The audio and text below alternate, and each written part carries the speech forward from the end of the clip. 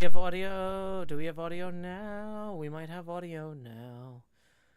Okay, if we have audio now. Sorry, there was a big storm here. Nothing is set up on the computer. We're doing it live. Woo! Bring on the creepers. Bring on the creepers. What about the flames? You got the flames? Here comes a legend, the bravest of brave.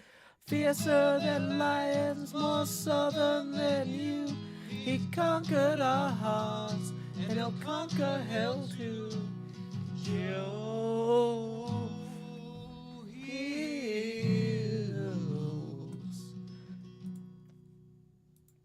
Okay, is that the only song I queued up? That was a mistake.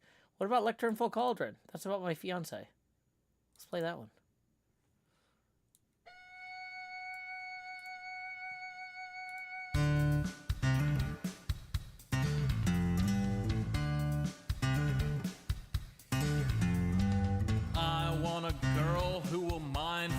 Diamonds.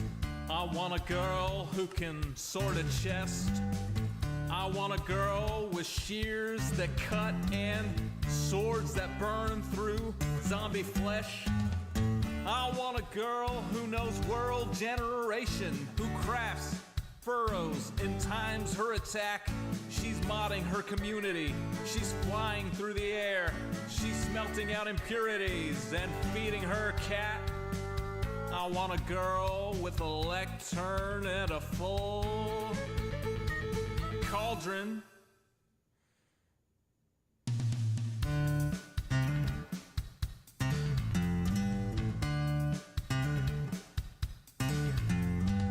I want a girl who logs in early. I want a girl who plays till late. I want a girl with unobstructed creativity who uses a tripwire to ruin your day. With shulker boxes organized and lustrous in a tone that will torch you like desert grass. Who crafts furrows and times her attack. She's smelting out impurities and feeding her cat. I want a girl with a lectern and a full cauldron.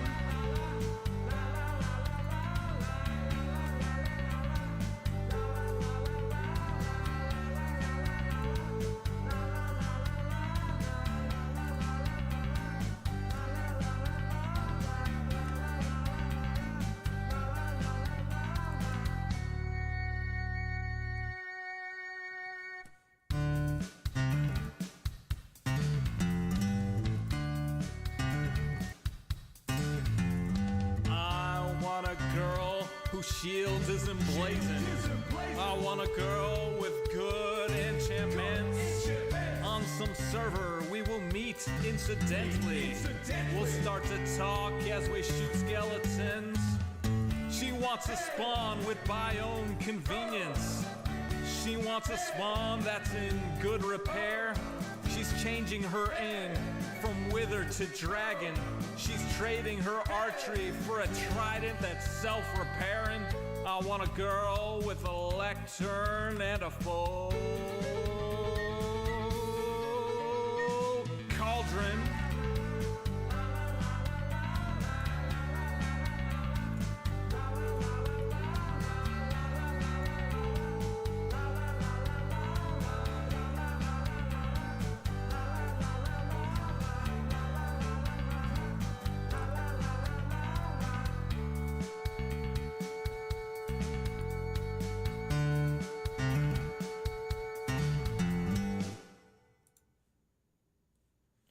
And we should probably play Lay Your Head Down and Dream, because I got the Minecraft server connected. We're doing it live tonight, y'all. Thank you for your patience.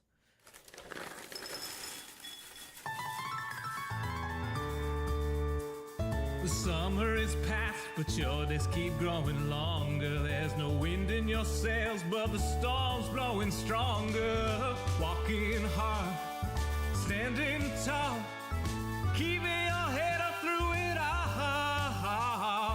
Fighting fires, spinning plates. Goodness, how did it get so late? Lay your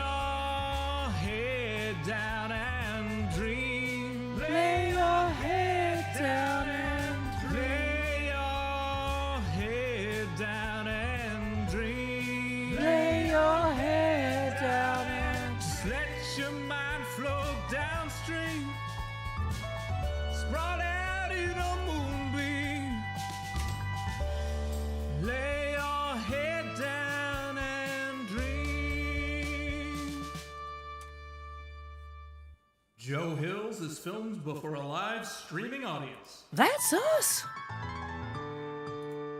Howdy, y'all. Joe Hills here, recording as I always do in Nashville, Tennessee. And tonight, y'all are my live streaming audience. I just got back from the Tomato Art Festival in East Nashville. Got to see some really cool art. Got to see some interesting crafts. Got to enjoy some good food and drink and hang out with some great people. It was a fantastic day. But you will, I hope, excuse me, I have been out in the sun. I have been walking around. And also, right before the art festival, we had this huge thunderstorm. Well, I say before the art festival. Right before I went to the art festival, there was this huge thunderstorm that rolled through. So the whole computer had to get unplugged. All my internet stuff got unplugged. And it hasn't been reconfigured since then. Every time the internet and... well, not internet. Every time the computer gets shut down, I have to reconfigure all the video stuff on the camera, which I haven't had time to do yet. So... camera's not on yet. We're doing it live. Okay, so let's put the camera down here in slot 9 where I'm putting the hot in the hot bar. Is that me? Am I back? Yeah, oh wow, I'm very tiny. I'm the tiniest Joe down here. I forgot that we set the camera so every time it comes in, the Joe opacity slowly ramps up. That's fun, but it's annoying when I'm like trying to turn the camera on. Okay. Big day for me, big day for my friends. It was one of my friends' birthdays today, and so we all went to the Tomato Art Festival to celebrate it. Also, I don't know if you noticed. Good night, Dragon. Before you laid your head to rest, ask yourself, did I grind enough This to is make a the really good feel dragon. proud? The answer is always, you could have done more. You could have done more.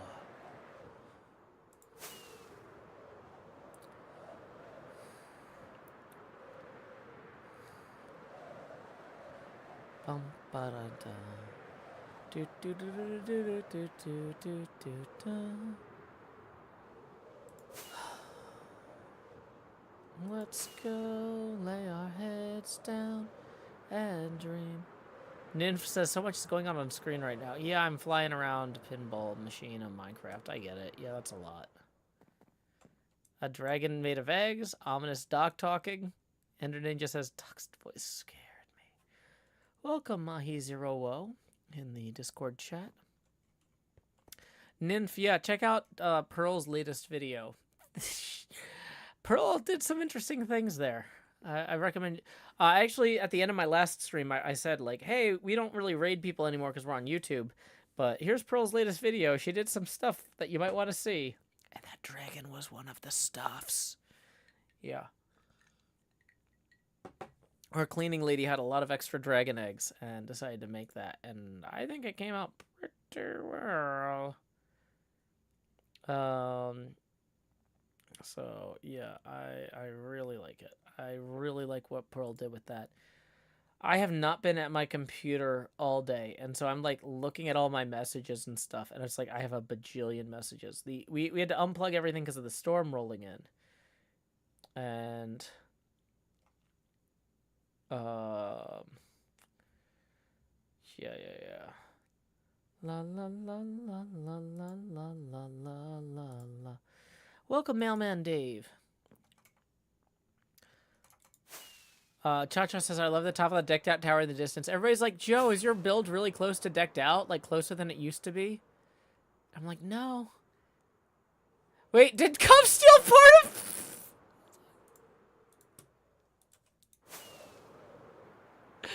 Okay, we're switching to recording mode real quick. Okay.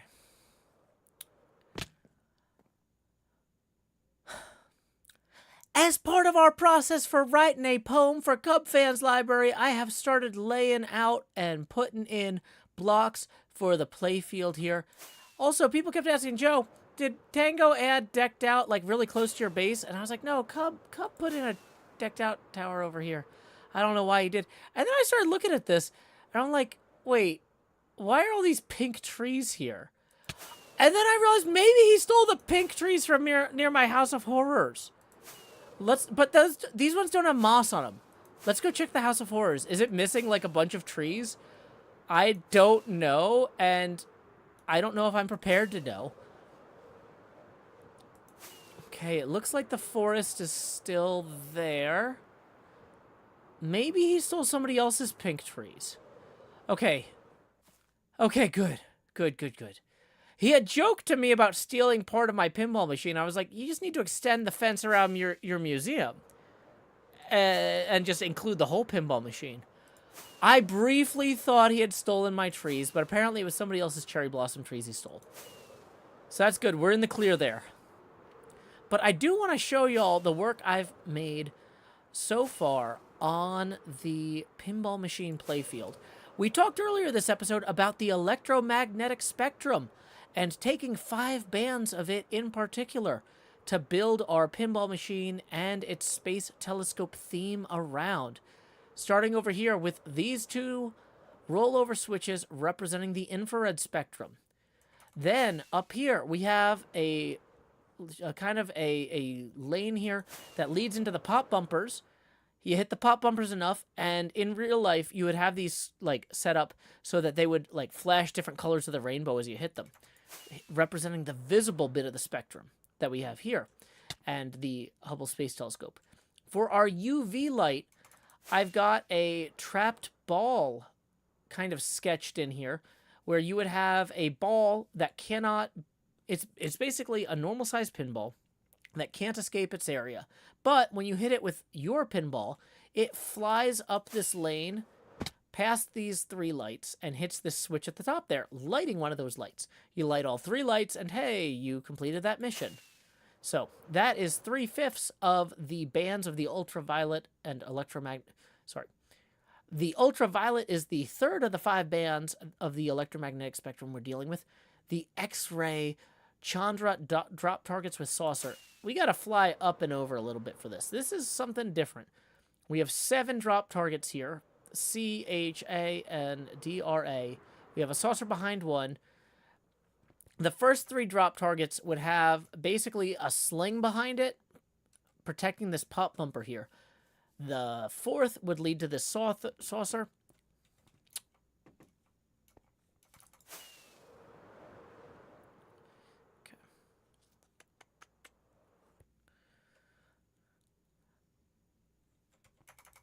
Let's try flying up here and doing a quick retake on part of this. For the ultraviolet, we would trap a ball between 2 pins up here that, when struck with your ball off the flippers, would then bounce up over these 3 lights and hit a kind of a target back up here. Each time you hit that ball and that ball hits that target, an additional of the 3rd lights would be sorry, I just ate dinner. I ate kind of late because it was a friend's birthday. We were doing the festival. If I eat at the wrong times, I get indigestion and it messes with my recording. Sorry. This is why we do multiple takes. Let's go for it again. Infrared rollover switches. Visible light into the pop bumpers, and then ultraviolet light trapped ball. Each time the ball that is trapped here is struck by your ball coming off those flippers down there, it flies up, rolling over these 3 lights, and hits a target back here, lighting one of those 3 lights. You light all 3. Hey, mission complete. And speaking of missions, the Chandra X-ray Observatory, represented by these 7 drop targets with these 7 lights here, is going to be how we hit the X-ray part of the electromagnetic spectrum. The first 3 drop targets are going to be in front of a guard below this pop bumper here. The 4th drop target will be guarding a saucer, and then the final 3 will actually be blocking access to a kinetic sling disc, which is a spinning disc with a peg on it, where when you hit the peg spins. I want to theme this disc not after part of the bands of the electromagnetic spectrum, but after one of the things we observe. In this case, the planet Pluto. It'll look better when the art's in. But I want to have a Pluto Loves You multi-ball, or something along those lines. But you can only really make progress toward that multi-ball after knocking down these drop targets and then hitting that sling. That will then allow you to lock a ball up here toward that multi-ball.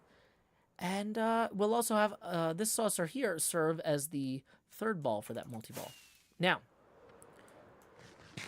we have 4 bands of the electromagnetic spectrum. Infrared, visible, UV, X-ray, and then finally gamma, which we're representing with green because people think gamma ray is Incredible Hulk. Might not be right, but hey, it works. We have a few lights here and then a spinner. This line represents where a spinner will be. When you shoot this shot, the ball will go all the way around here, down this orbit, and back out. Whereas, when you shoot this blue shot toward the visible light port, we don't want the ball to go around. It'll hit a diverter where these pieces are here, and then fall into the pops, and then bounce around. So, I feel like we've got a great core concept for the layout of our pinball machine, and by building it at the same dimensions as Minecraft maps, and aligned to the proper chunks, we can actually look down at this now. These 5 squares represent lights that will light up when you complete each mode. And I kind of have this idea that if you complete all 5 modes, it would start a special kind of multi-ball, which is called a wizard mode, which it would be called something like wide spectrum or broad spectrum multi-ball.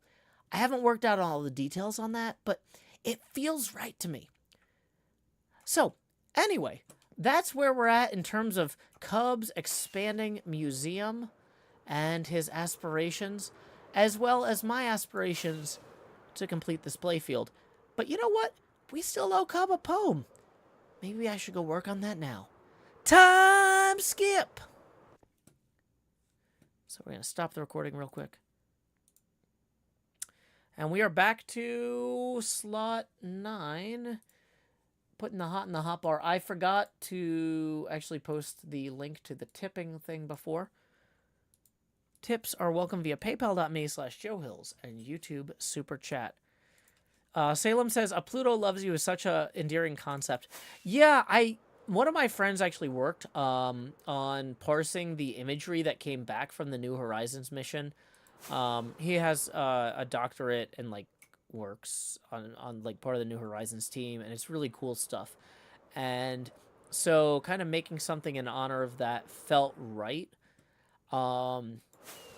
So we have, because that's the thing is like if you have a bunch of missions that have like certain themes, so 5 of the missions are themed along the spectrum, the additional multi-ball mode needs to be outside of that spectrum. And so having an object of study like Pluto, I feel like really gives us that level of thematic link while also giving us distance from the specifics of these 5 missions. So I'm very exciting. I'm very excited, but I hope you're excited by me, so I better be very exciting. We'll be fine. I have been out in the sun a lot today. It's going to be one of those streams. It's going to be one of those. Chloe the Great and Powerful says, "Howdy, y'all," and I really mean y'all today because I spent most of it in a cowboy hat. Awesome. Salem says, it definitely has that kind of outside of the categories link. Yeah, it's like obviously related to the overall theme of the machine, but it's on a different axis than everything else.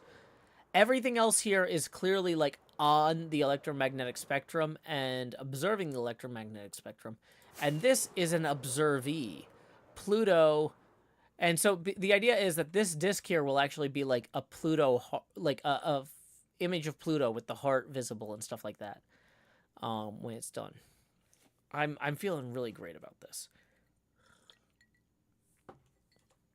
Okay, I'm sorry. I'm getting like 100 messages. There's so much going on right now.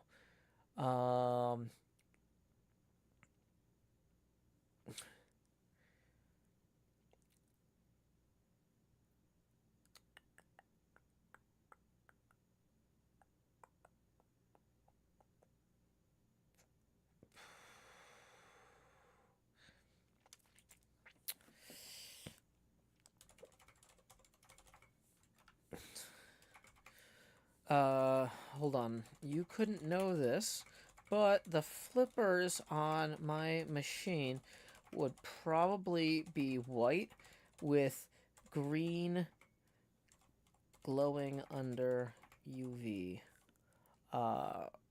rubbers on them.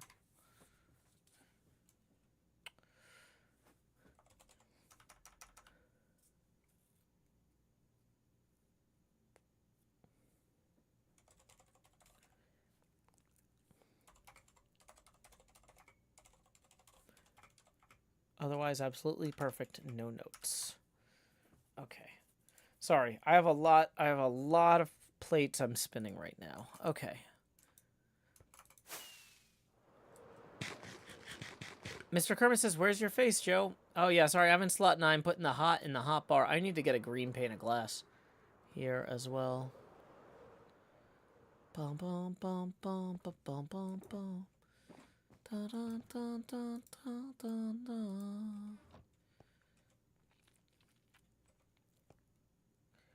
Bum bum bum bum bum bum. We need to put the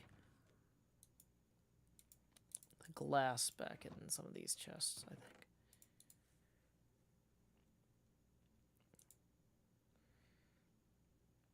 Okay.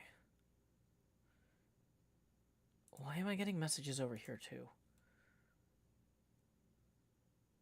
Oh my god. I'm sorry, y'all. I unplugged my computer before the lightning storm and like I turned it back on just for the stream and now I've got like 8,000 things popping up at me.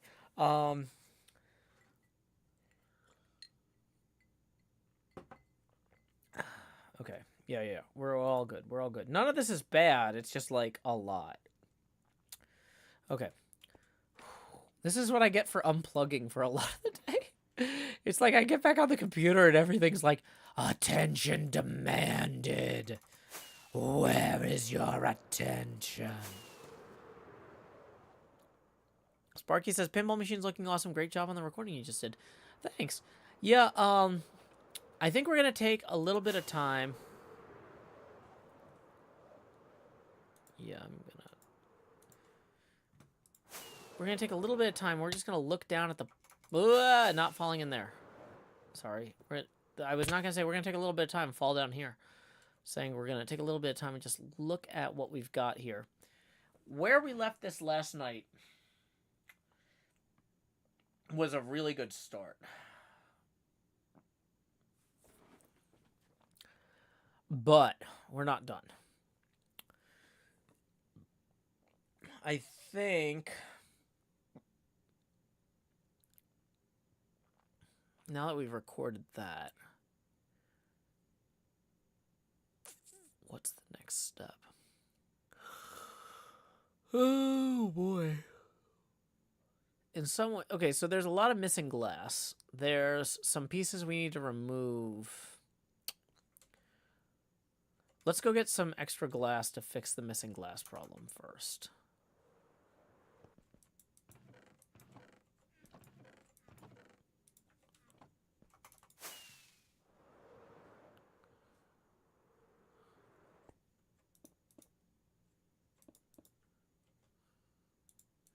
Am I going to be able to find the missing glass without the map? Probably not. Okay, so it looks like there's a bunch of missing glass near the edge here. Oh, no, that's on the other side. I'm going to find these holes by falling in them. I've made peace with that, and I'm fine with it. Don't be upset when I fall in the holes. It's part of the experience. Okay. So, to get that one, there's one of them, like, right here. That wasn't quite it.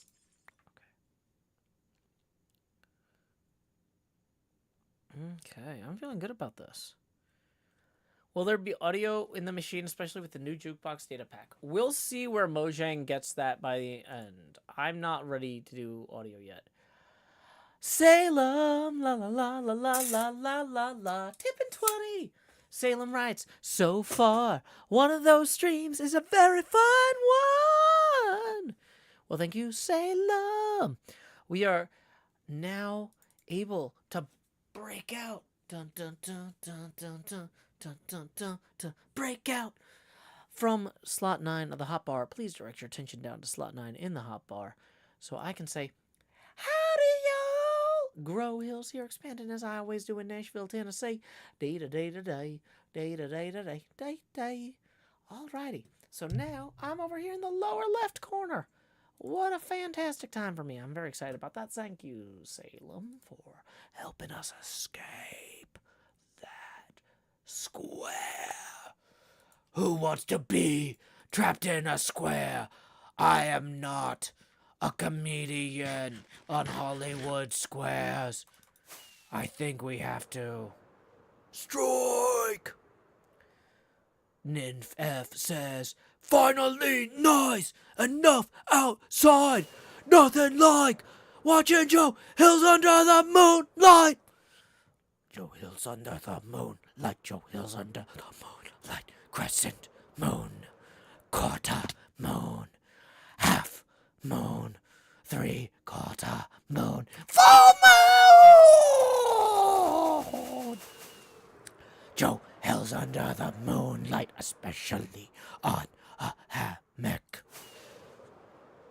Also, we're somehow out of rockets soon. We should go get some rockets. That does sound nice. You're right, Erica Ann. I concur. One thing that I've always wanted, like one of my favorite, back when I used to do drawing streams, like I started back in 2008. One of my favorite drawing streams ever was I was at this convention and I was like, hey, can I do my nightly drawing stream from your convention?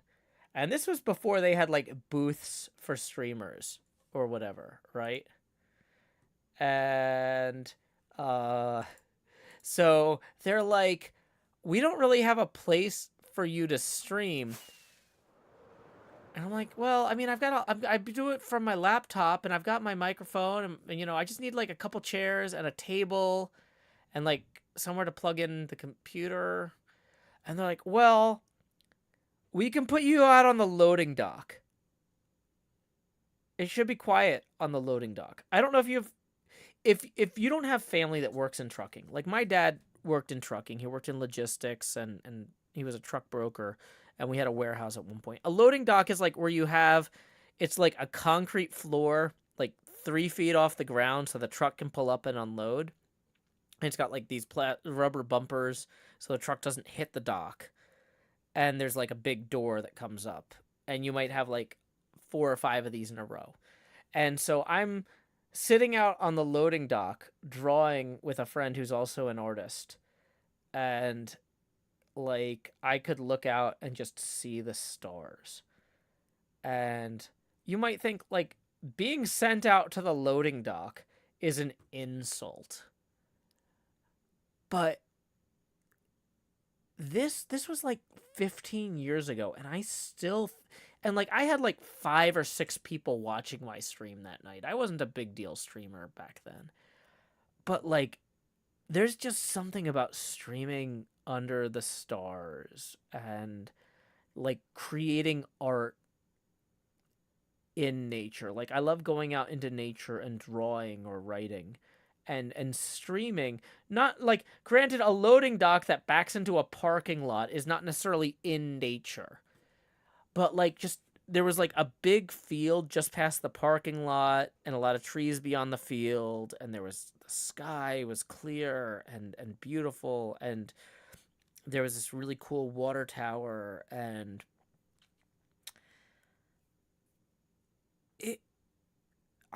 there's something about that I've always wanted to recapture. I always thought, like, if I had my own, like, real studio setup one day, like my dream studio setup, on nice nights, I could stream on a balcony with the stars behind me again. Like, that was something. And I'm sure it would get old if I did it every night. But, like, you know, if I only did it when the weather was good and the sky was clear, you know, that'd be a nice treat. I think it'd be a good option to have. Because I haven't had that option since, really. Hey, NJ. NJ says, we're getting ready for a campfire. Don't have a great signal, but wanted to hop on. No worries, NJ. Enjoy your camping. Enjoy your fire. Enjoy being under the stars, as we just said they are so magical, so far. Anyway,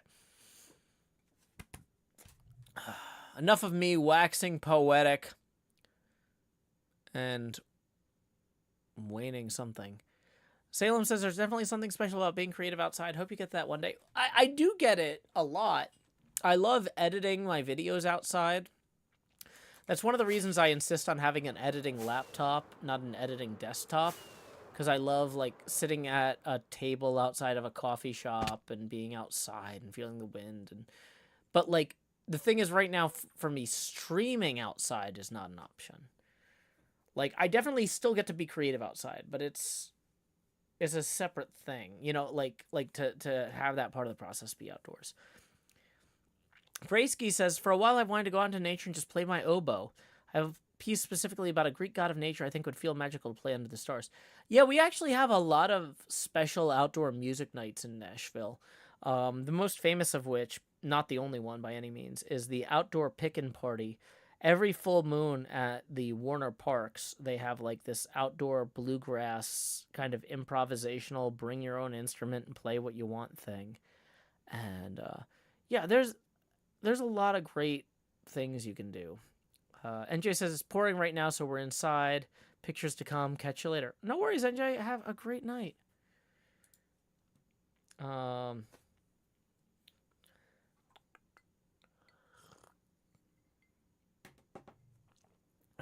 Yep.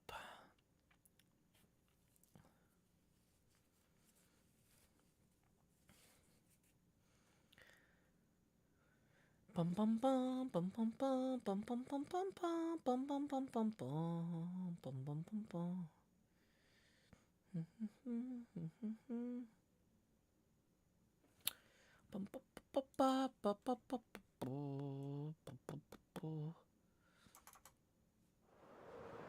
So, at this point, I feel like the layout is largely correct. We're at the point where we're mostly just kind of feeling things out and doing gut checks. Joe Gote says, dang, that looks good. Thank you. Yeah, we've been working on this. Like, arguably, I've been working on this for a year. Typical Human says, Joe, just so you know, setting up stream is still up. Yeah, that's because we had a thunderstorm and, like, the computer isn't really set up properly, and I'm just starting the stream without setting everything up. So this way people know don't expect a good stream. From a technical standpoint, the camera's probably out of focus. The microphone's probably not set up right. There's like 8 things that I haven't set up, and I don't wanna. I was out in the sun, and it was hot, and I had fun, but it was hot, and I was outdoors. And, like, this is like a winding down at the end of a long day stream. Brandon Necropolis says, just tuned in. Layout's looking great. Yeah, that's kind of where I'm at, is like, I wanted to give myself, when we ended yesterday, I was like, this might be it. We might have this. But I said, let's give it a day. Let's come back to it, see if we see any flaws. Okay? So, you know, let's look at it. We've got outlane, inlane, slings, flippers, then inlane, outlane. This flipper is designed so when it's not up, it will come down and block that outlane. So that's actually kind of a thing. That's intentional. We might want to kick back here. I haven't figured out where the targets would be that activate the kickback, but maybe that's this one. Maybe up here, this is the light kickback target, right? Cha-Cha says it's really smooth arc at the top of the playfield. Thank you. That took a while. This is part of what we didn't know. I was like, I want to have a target up here just so that this saucer has something blocking it if the ball bounces up from there. What does it do? Who knows? Well, let's come back to that. As I'm looking at it now, it's obvious. That's the target that lights the kickback. So we have the kickback here. If the ball comes down that outlane, ooh, there's a piece of glass missing. That's the other thing, is we're cleaning up some of the glass errors tonight. There's not a ton of these, but there's enough of them that, like, it would be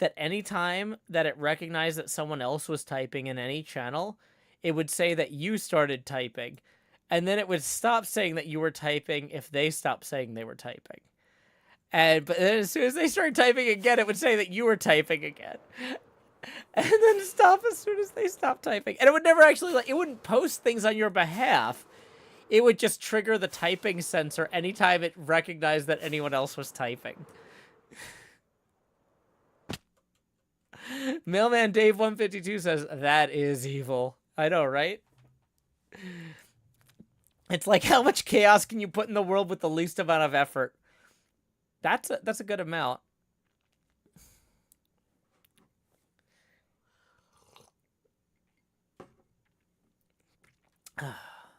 Okay. So before we realized our elytra was... Oh, I forgot to fix the other one. It's fine. Okay. My Zero Woe says that's beautiful. Okay. So let's revisit other parts of the playfield. So if we have a kickback here, the ball would come up, hit that, and fly out this way, possibly into the slings. It creates a lot of chaos. That kickback is not safe. But it shouldn't necessarily be safe if you go in the out lane anyway. The kickback creating chaos is not necessarily wrong. It's buying you an extra few seconds to save yourself with a nudge here or there, not guaranteeing your safety. So...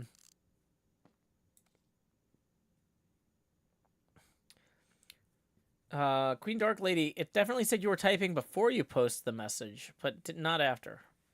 But I could definitely see that you were typing in advance. Prof D says, is there another chat going besides YouTube? Yeah, there's a Discord chat too. Because I'm multicasting. I'm also streaming to joehills.net/live.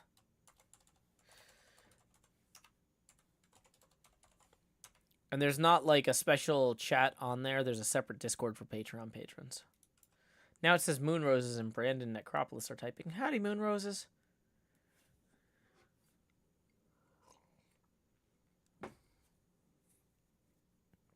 And Neen, glad to have you all tonight. Wow, we've been going for 45 minutes. And so far we've placed 8 blocks of glass and recorded... Actually, the recording is actually really good. I'm actually excited about it. That recording we needed to do anyway. I've been putting it off, but we're finally at the right point to do it. Okay.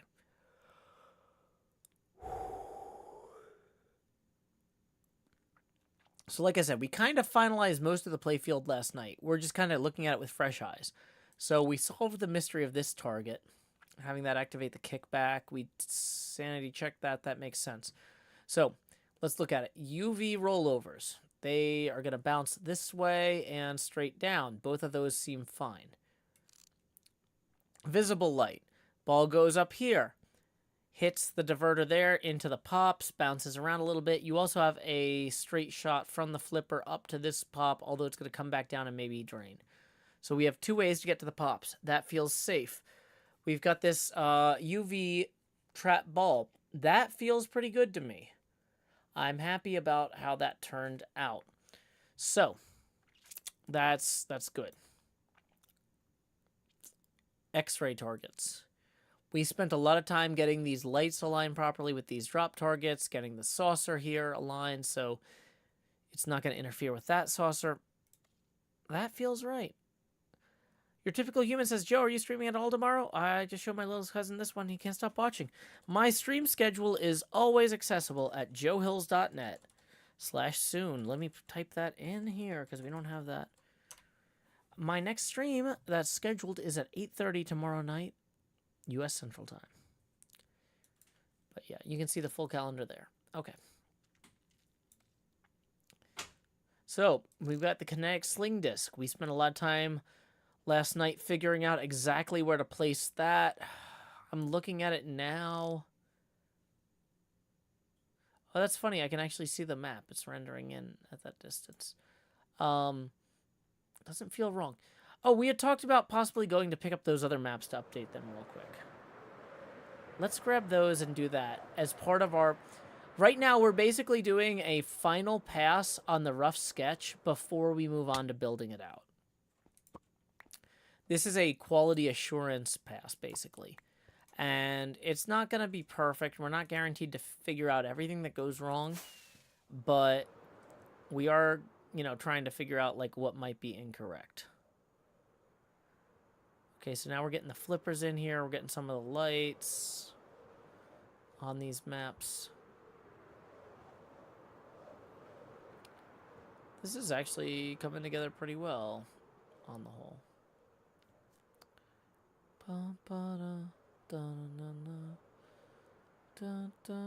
Okay, so that's Cheddar. Feliz cumpleaños, Sati. Feliz cumpleaños, Sati. Feliz cumpleaños a Cheddar. Feliz cumpleaños, Sati. Enjoy your piano. Whoops, we don't want the rocket there. We want the map. Actually, we want this map up here. It's a rocket map. Burning out of fuel out there alone. Okay, so we have the 4 or 5 squares here. We have the flippers where they need to be. It's much better than it was. Okay. Welcome, Ad Astra. Glad you could join us. Bum bum bum bum bum bum bum bum bum. Dun dun dun dun dun dun dun dun. Dun dun dun dun dun dun dun dun dun. Do do do do. La da da da da. Pa na na na na na da da da.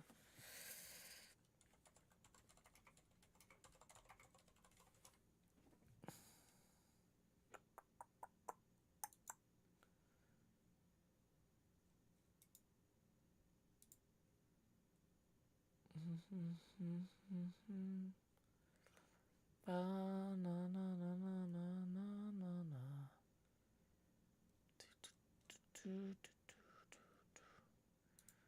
Dun dun dun dun dun dun dun dun. Bum bum bum bum bum bum bum bum.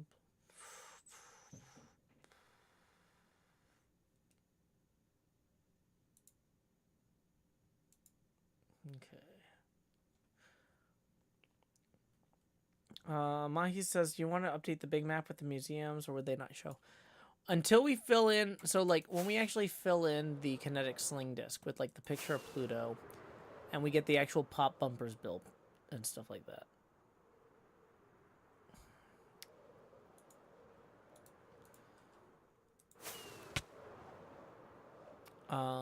Like this stuff isn't gonna look right in the big maps.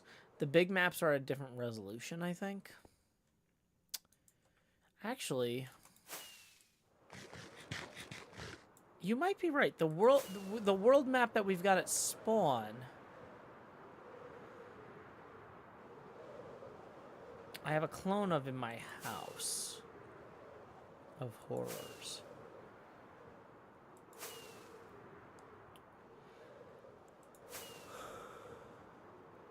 And it may...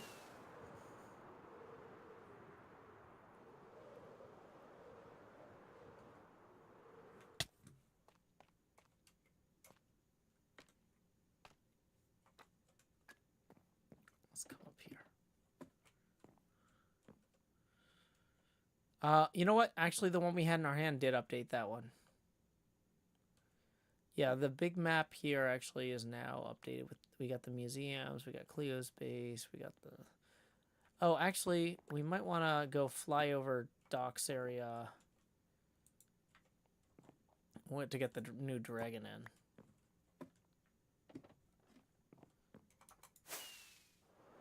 Dragon in, burning out of fuel out there alone.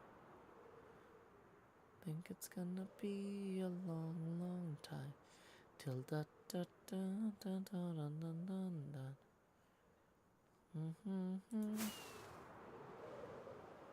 Dun dun dun dun.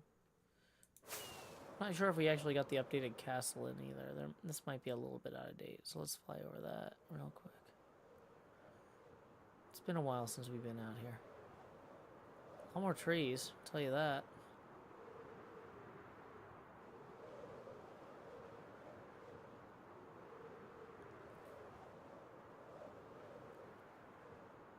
Apparently dragon eggs don't actually show up on the map. Oh, they do. Yeah, they do.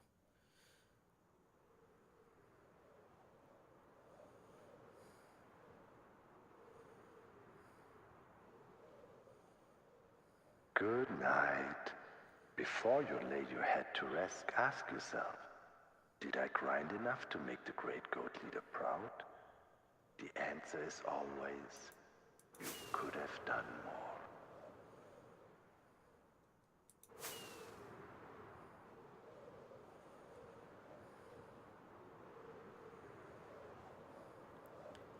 You know, let's go get the new decked out bridge too while we're here. Have a good night, Profty. Safe trip. Lone Courier, we hermits do try to be spectacular builders as well. Okay, so now we got the proper bridge in there. Let's fly back. Did I get the goat arena? Maybe not.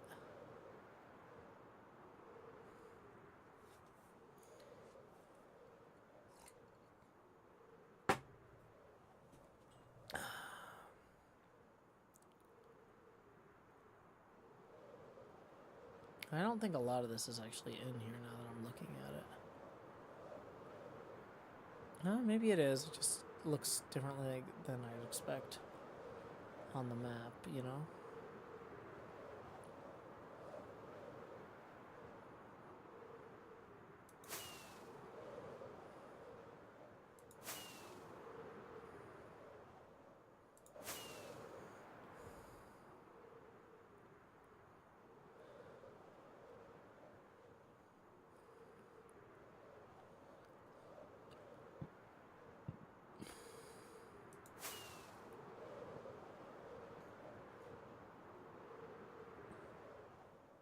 Where's my house? I'm easily distracted. Did the Bobby mod update? Modrinth.com mods. Search mods. Bobby. 2 months ago. Bleh, too long. I know there's a test version of the new Bobby mod out with support for the new sodium. But I don't like running experimental jars that people hand me. I'd rather have the publicly downloadable one. So if there's a problem with it, there's a problem with it for everybody, not just for me.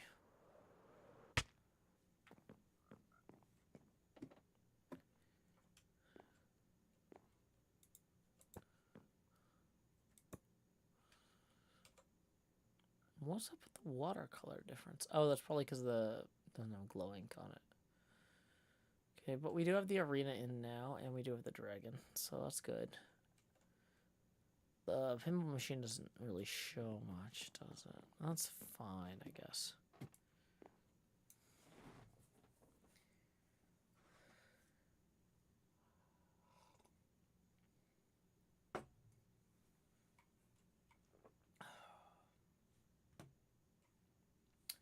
Just as a reminder, we've been streaming for about an hour now, and we are $20 even from our second face camera expansion. Thanks again to Salem for our first tip of the evening, but additional tips from other folks would definitely be appreciated. This is a viewer-supported stream, and, you know,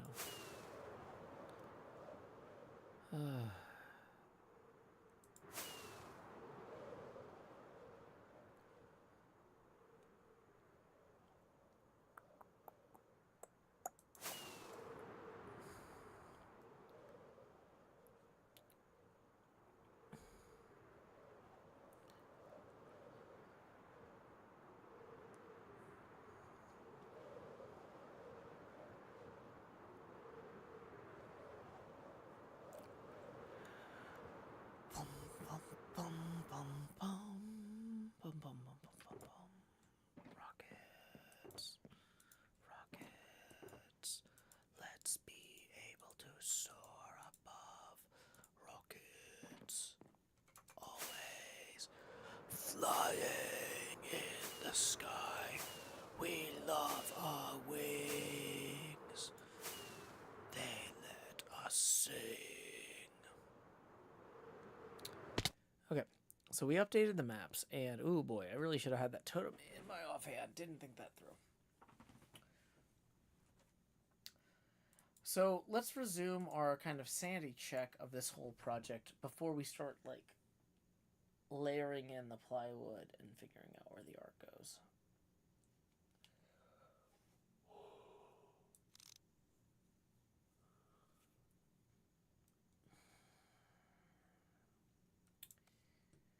I mean, this looks right. This looks right to me.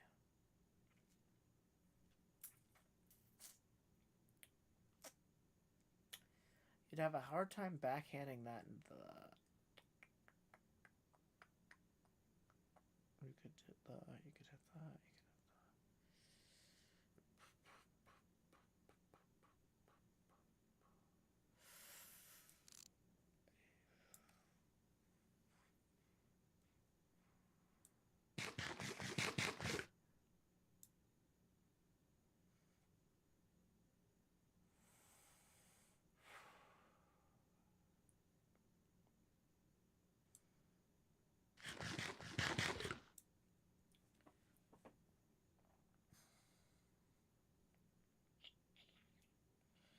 I mean, we filled all the dead spaces.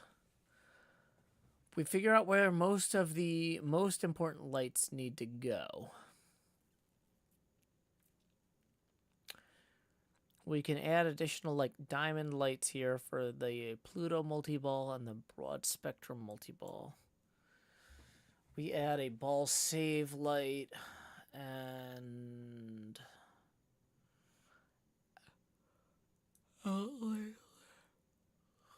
maybe inlanes and outlanes. I mean,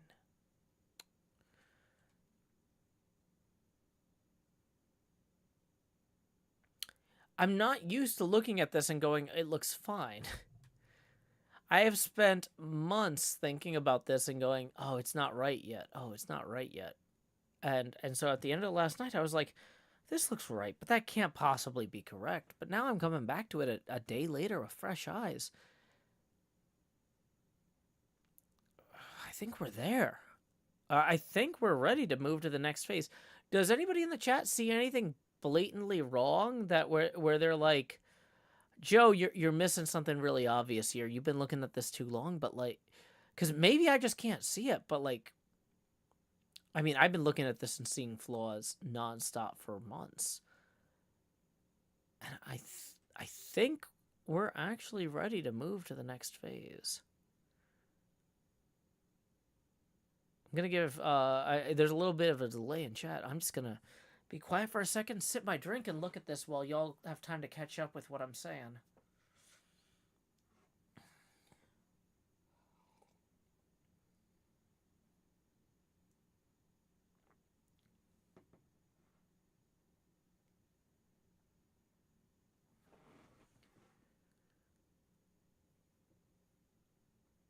Ender Ninja says, Joe's mind is stuck between want to keep working on this phase and I want to move to the next phase.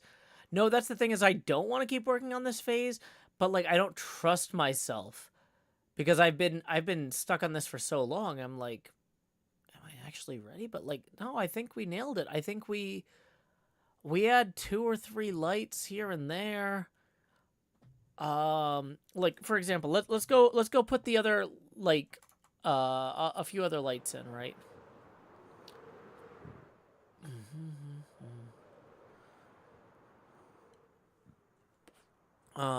Let's say that we need a color that we don't already use. Dye box, let's go to here. Okay. I forgot to actually pull the dyes out of the dye box. Okay. So let's pick a color we're not already using. Magenta. Does Peony make magenta or pink? Pink, okay. Yeah, we're not using pink anywhere yet. Okay. And this is not necessarily the final colors. We're just trying to like...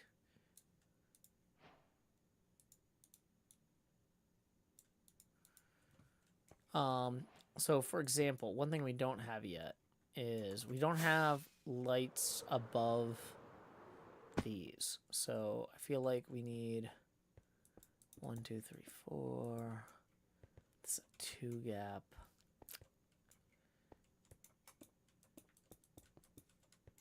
These are not must-haves. These are things that I've had like in my head mentally. And I've been assuming they're going to work fine, but like let's just put them in and make sure they work fine before we completely move on. What am I going to plug into? The machine's in the middle of the ocean. Oh, easy. So we'll run, when the machine is fully done, probably around November, December, we'll run a cable all the way out from here across this jungle. We'll have to clear out a lot of these trees. And then I figure we'll plug it in over at Etho's base and just steal his electricity. Etho has enough energy for everybody.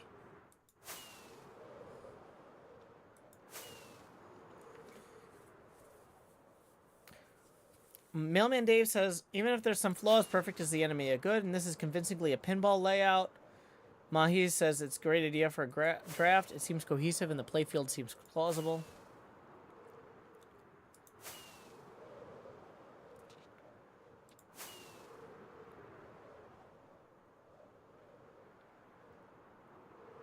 Moon Roses says foolproof plan for power. Thank you. I try to always have foolproof plans for power. Mwahaha. Hey, we got a tip rolling in from Olivia. Tip in 10, who writes, the pinball machine looks awesome. Thank you, Olivia, so much. Tips are welcome via paypal.me/JoeHills and YouTube Super Chat. Imagine that. Okay, so we put all 4 of those lights in above the in lanes. Those are a little close. Let's move those up.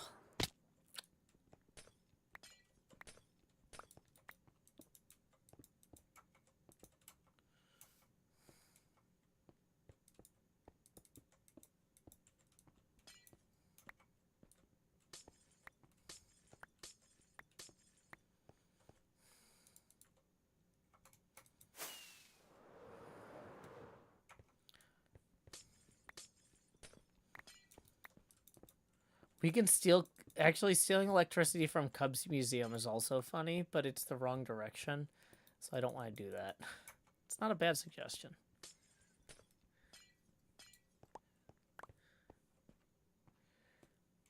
I like this. I like it in theory, but I don't think it's where we're going to go with it. Yeah, I'm going to also... Whenever I plug into Etho's base, I'll also cancel his redstone so that... Because I'm stealing his power. Okay. Yeah, those lights... Ooh, one of these is not aligned right. Hold on.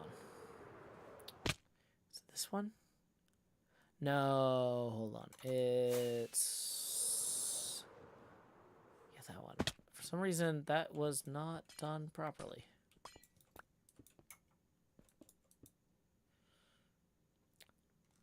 Okay.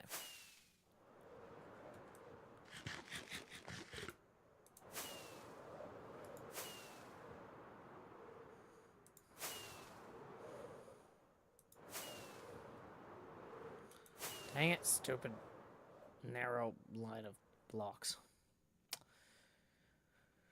Okay.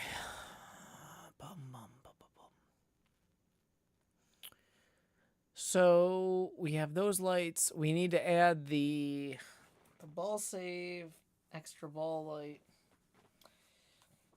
the shoot again light they call it. Okay, so we would go between the flippers and maybe do a diamond 9 wide for that. And we need a diamond here and here for each of the 2.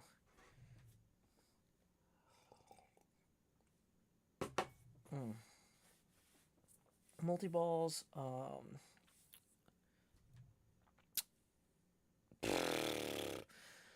not even wearing my green tank top.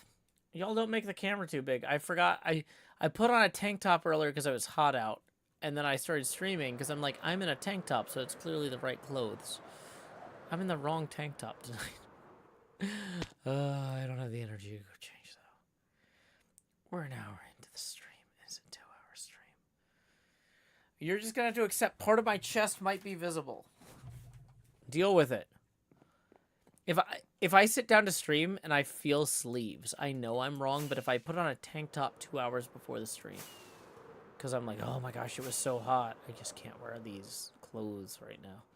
Like, okay. I'm not going to take a hydration break to change.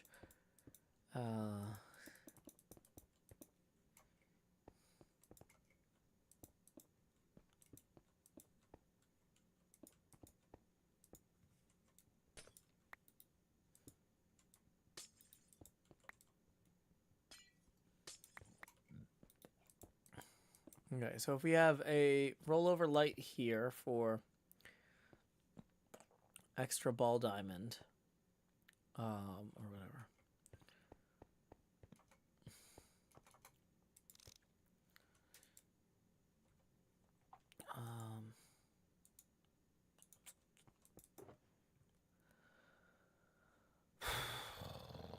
Orange and yellow are both common colors that would be likely to be used in pinball machines.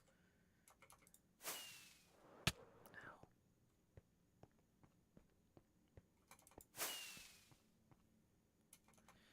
What about Total Chaos? Yeah, we could run the light to total, or the power cord to Total Chaos.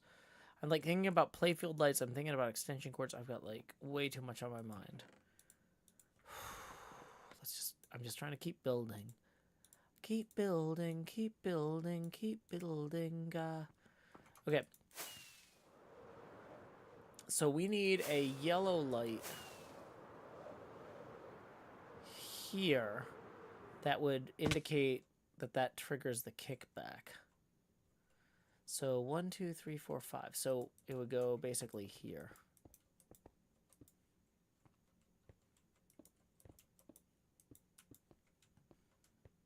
Now we need the upper playfield map. We're just trying to figure out where all the playfield cutouts are going to be. Okay, that's a little bit too close, actually. So we're going to...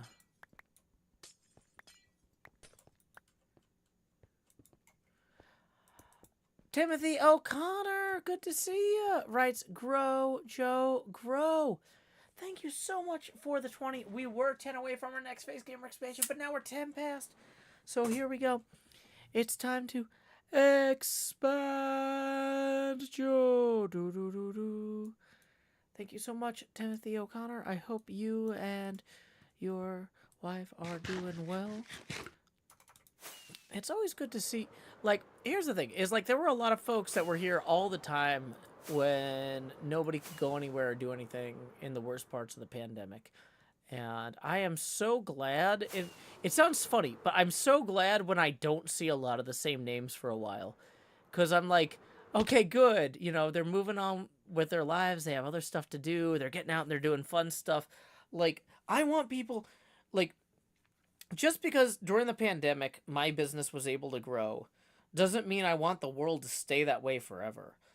I would rather lose a ton of money and have everybody else be way happier and out there doing fun stuff. And, you know, and so, like, there were a lot of names that were here all the time 2 years ago. Not just, I'm not trying to call Tim O'Connor out in particular, but, like, this is a broad thing I've been thinking about a lot lately, about how the world has changed a lot since the vaccines came out and things have started getting a little better.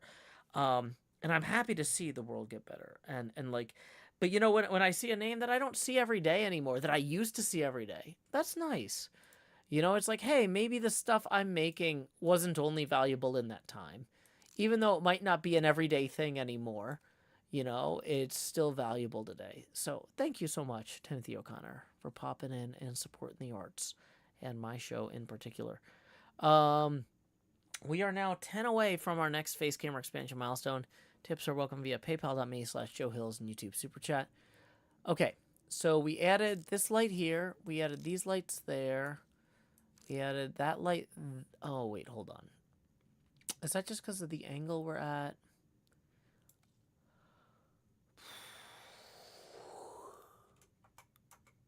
That might be just because of the angle.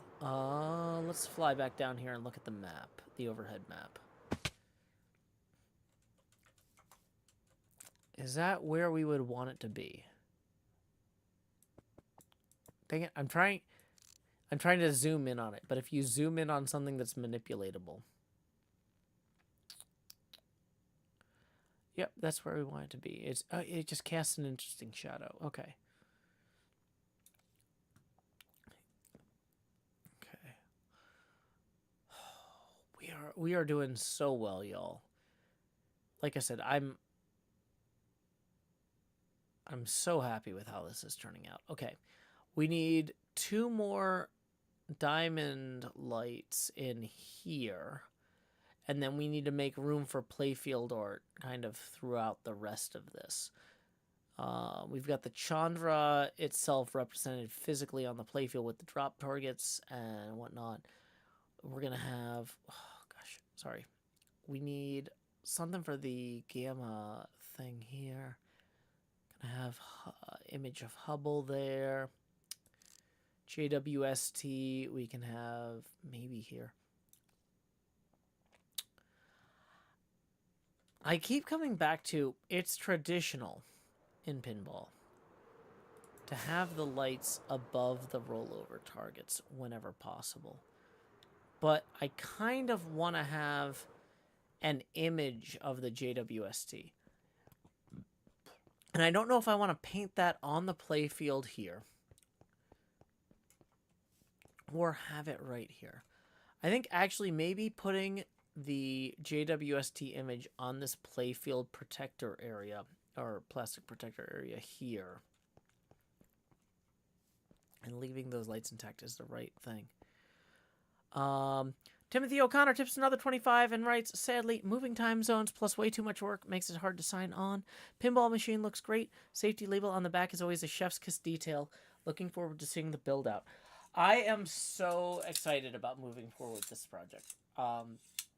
But first, let's get you that face camera expansion you just paid for. That puts us 15 past the next milestone. So here we go. It's time to expand. Okay. So yeah, no, I love the safety label on the back. I actually saw some art that somebody did recently of the pinball machine planning process and the safety label. And I was just like, oh my gosh, the fact that other artists are seeing what I did here and then capturing it for their own purposes as they tried to depict what I'm doing. Like, that makes me feel like I did a good job.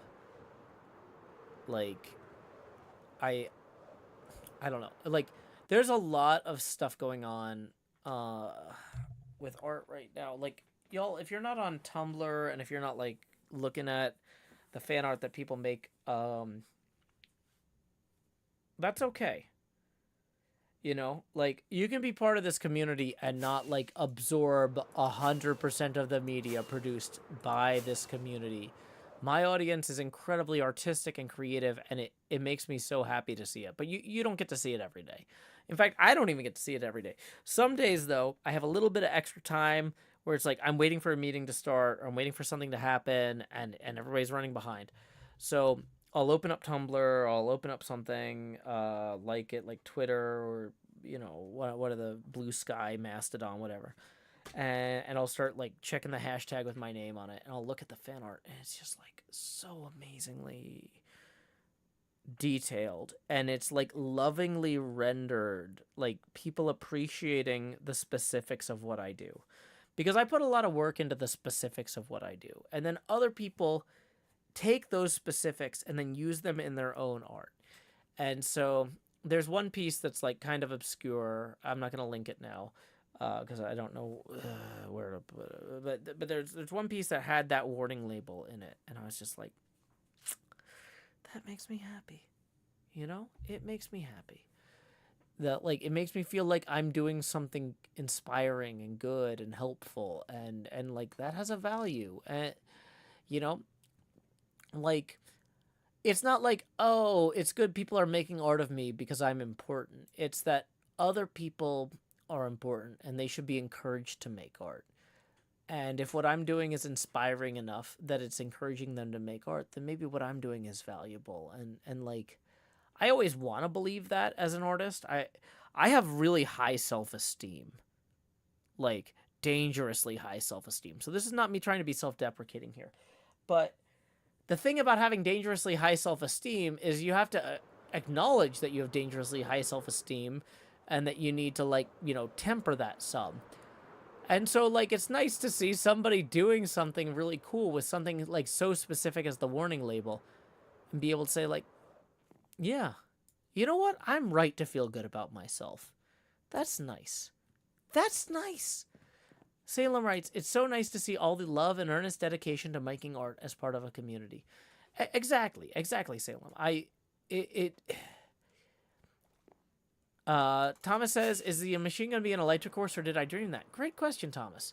So, basically, players would come in here where the ball, like a ball in a pinball machine would start here in the shooter lane.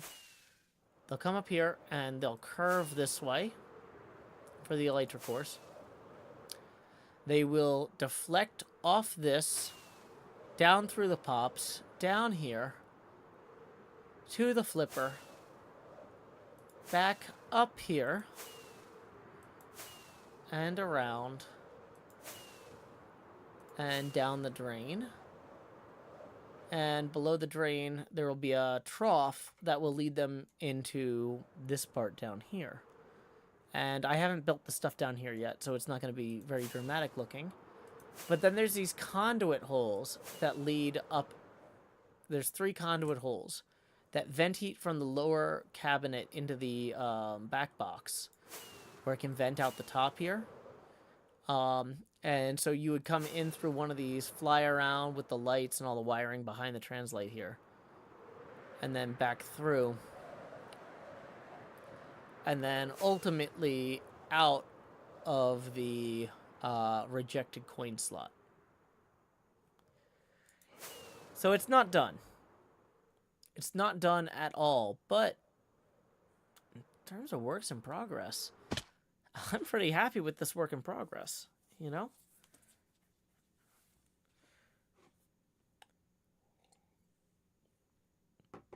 Thomas says, awesome, it's looking great, Joe. And Timothy O'Connor writes, there are 3 options for people responding to your work. Don't respond at all, they respond negatively or destructively, or they respond creatively and positively. Anytime you get the third, that's a success. So, it's interesting, and Timothy says, not specifically you, but generally you. So, to me, Timothy, I would subdivide that, right? So, somebody responding creatively and somebody responding positively are not the same. And I would say maybe the word creatively is too narrow. I would say actively versus vocally, right? So somebody leaving a nice comment is a huge step up from somebody not responding at all.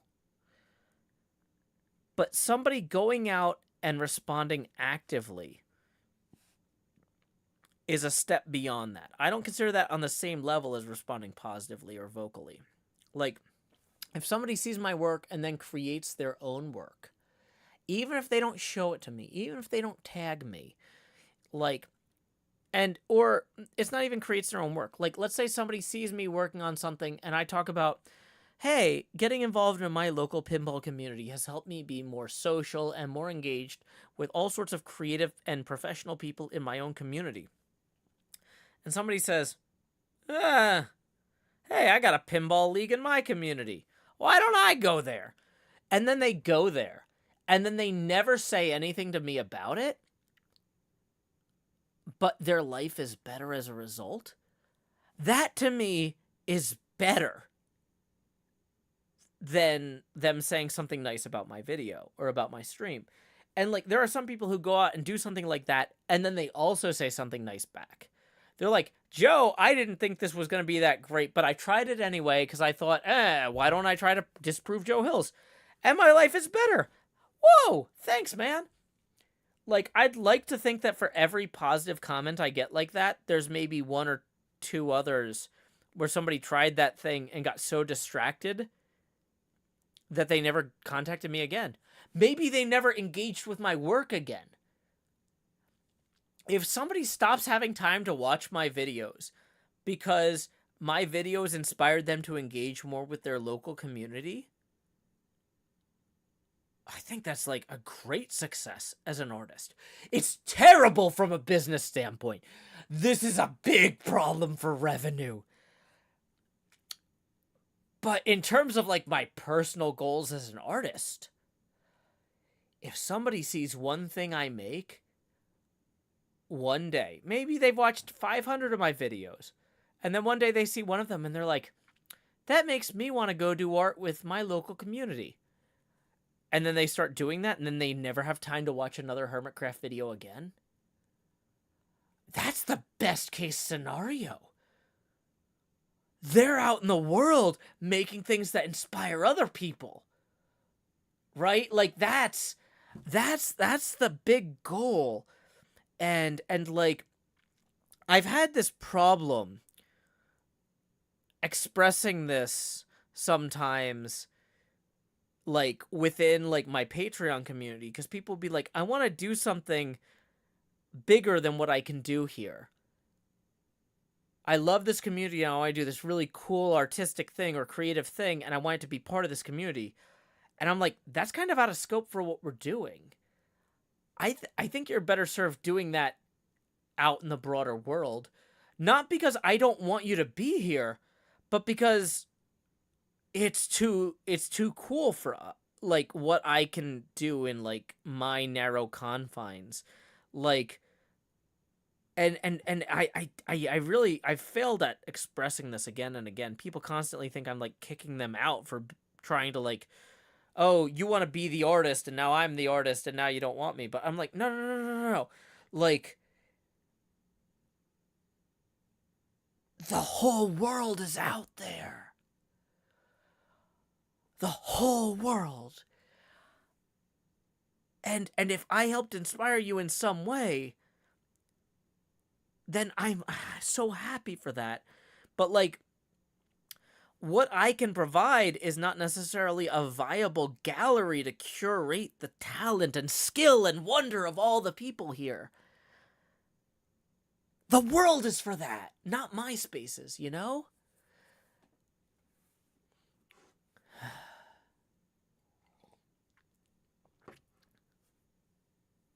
Mailman Dave writes, you want goodness to compound. Exactly.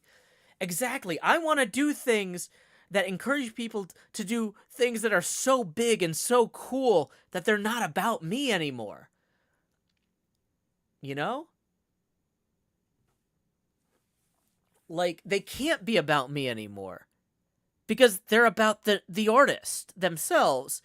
And, like, sometimes people just need a little bit of encouragement, you know? And I don't think people encourage each other enough. I want to encourage people.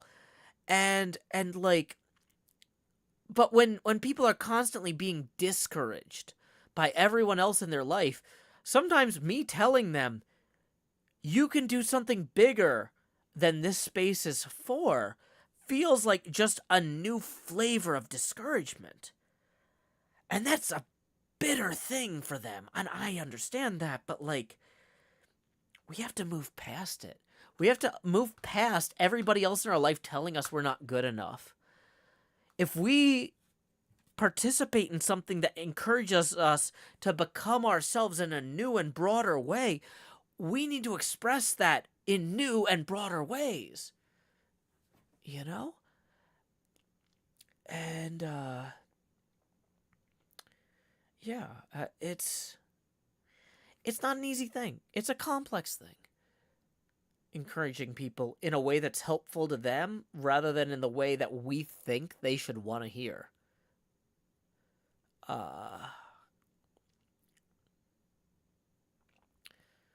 Rye Play says, Joe Hill's the life coach we all need. I'm not sure if life coaches aren't scams. I'm not going to encourage you to find life coaches.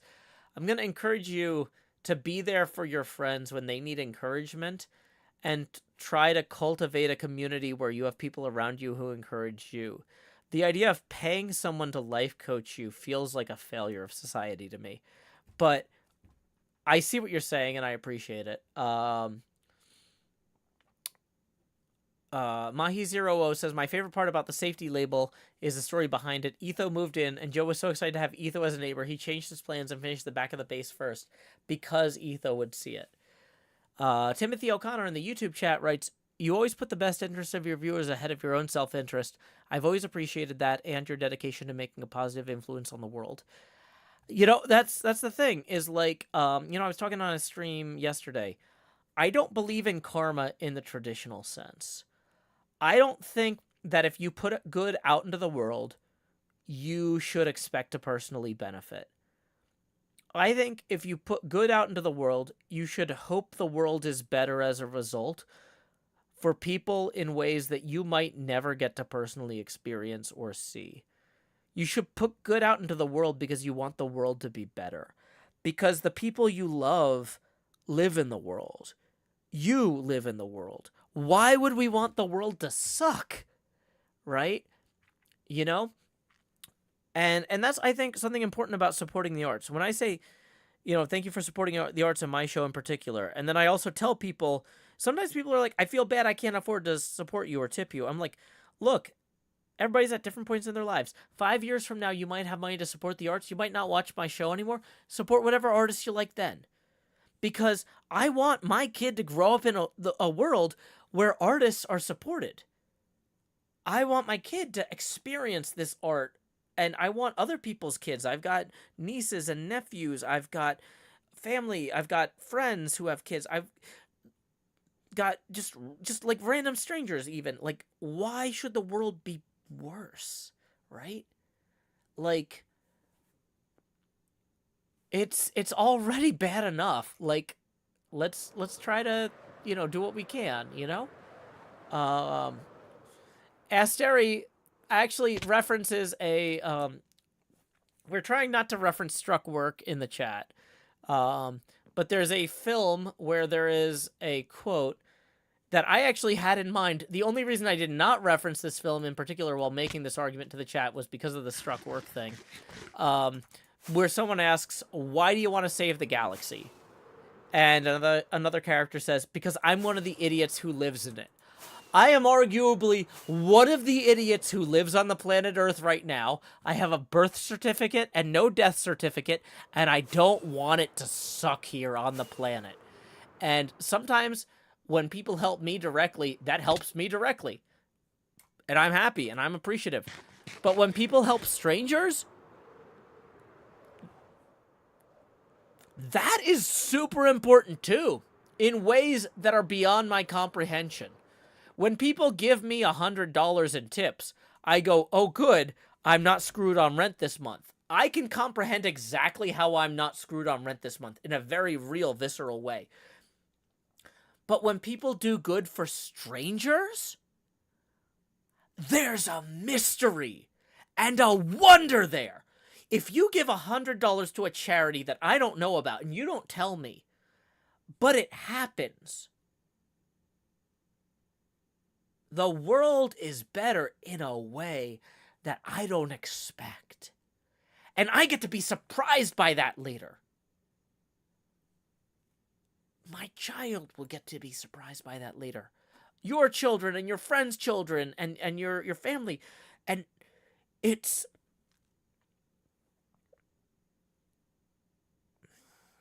very trite to tell people to do good. If I ended every stream with, hey, get out there and be good, y'all.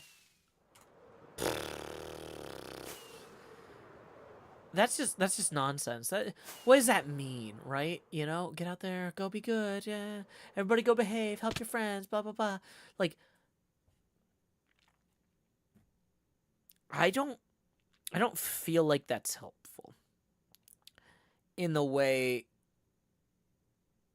encouraging people to go new places and meet new people is. Because when you go new places and you meet new people, unless you're a complete sociopath, you are on a road to developing compassion and kindness. If I ended every stream saying, go be kind to other people, that's garbage. But when I say keep adventuring, when I say go out there, meet new people, go new places, have new experiences, see where others have needs, and help them meet them. See where your needs have been unmet, and you can help yourself. I feel like that has a different value. You know? Chloe the Great and Powerful. Sorry, I've been rambling, and I need to acknowledge this tip real quick. Chloe the Great and Powerful tips 28 and says, "You are wonderfully profound tonight. Thanks for the wonderful conversation." 5 gets you 1 face camera expansion. 25 gets you a second, and then we are 3 past that. So thank you very much, Chloe the Great and Powerful. Here we go. Expand Joe. Do. And for this next face camera expansion milestone.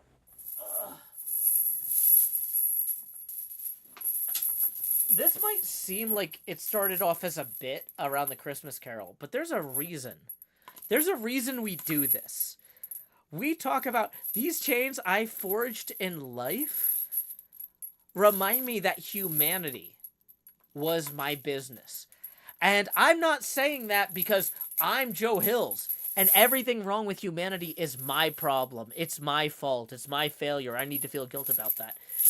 It's because I need to help where I can, and I need to encourage others to remember that humanity is their business and to encourage them to help where they can. So anyway, like Jacob Marley, these chains I forged in life are about to begin pulling me down to the deep below. Expand Jost. Do. Lowering the Joe opacity now to 90% Joe opacity. I was using the literal definition of sociopath. I want to actually address Mind of Me's comment in just a second. We had a problem with the chat flickering out on me. So Mind of Me writes, I'm worried I'm a sociopath because I keep trying new things and meeting new people and I never enjoy it. Here's the thing, Mind of Me, is just because you don't enjoy something doesn't mean you can't learn from it, right? When people ask me, I want to start a YouTube channel, do you have any advice for me?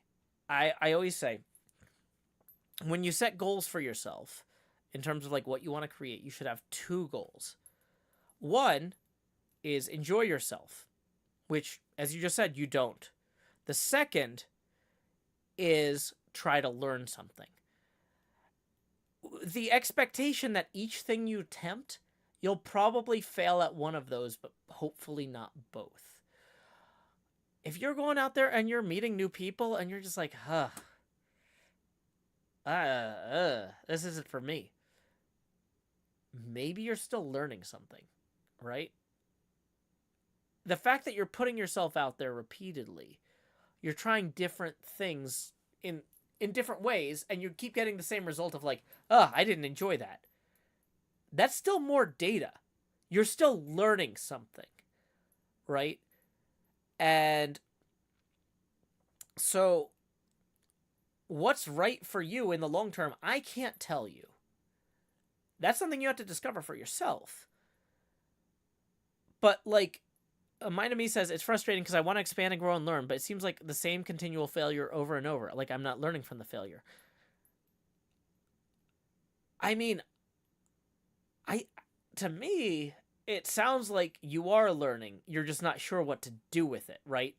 There's a difference between gathering data and interpreting data. That's actually a big point of this pinball machine, right? So we've got 5 things here. We've got 5 things here that are like parts of the... We have 5 bands within the electromagnetic spectrum. Hey, welcome, Kyle Valier. We're talking about the pinball machine and psychology. We have 5 bands within the electromagnetic spectrum with different instrumentation. The JWST does near infrared. Hubble does visible light, right? We've got UV light with a telescope that observes that. We've got Chandra X-ray telescope. We've got the gamma ray observatories, right? Each of these is something different. They're observation mechanisms. But with the Pluto thing here, this is what is being observed, and also a celebration of the process of taking the data and stitching it together. You've been gathering a lot of data, and maybe you're just not at the point where that data has clicked for you yet. But the fact that you haven't given up on gathering the data indicates you have a curious personality. You haven't failed, right? Because you haven't given up. You're still trying to figure out, like, why isn't this working? You need, Hey, Nymph, thank you for the 10 who says, thanks as always for these streams, Joe. Well, thank you, Nymph. That puts us 13 into this milestone, 7 away from the next one. Mind of Me says, now that I'm middle-aged and still have no hobbies, no desire to socialize with anyone outside my partner, no volunteering, it feels like failure. Well, I mean, here's the thing, though, Mind of Me, is like, I really think one of the problems we have as humanity. This is going to be a very broad statement, and I don't like making very broad statements because they can upset some people. So people are going to say there's a lot of holes in that, Joe. There's a lot of specific examples that are counterexamples to this. But like, I just want everybody to be patient with me because I'm giving a specific focus on Mind of Me's argument here. We have a lot of celebration of brilliant success in our society. This is not to say that brilliant success should not be celebrated, but some people, if not most people, achieve success more gradually. And so if you, with your repeated failures, are making progress toward, like, gradually toward what you 10 years from now might consider a success, to me, that still speaks very well for you. If you're comparing yourself to people who tried something at, like, the age of 15 and had a knack for it and immediately latched onto it, and then all of a sudden they're the best in the world, well, you know, that's going to be a different thing.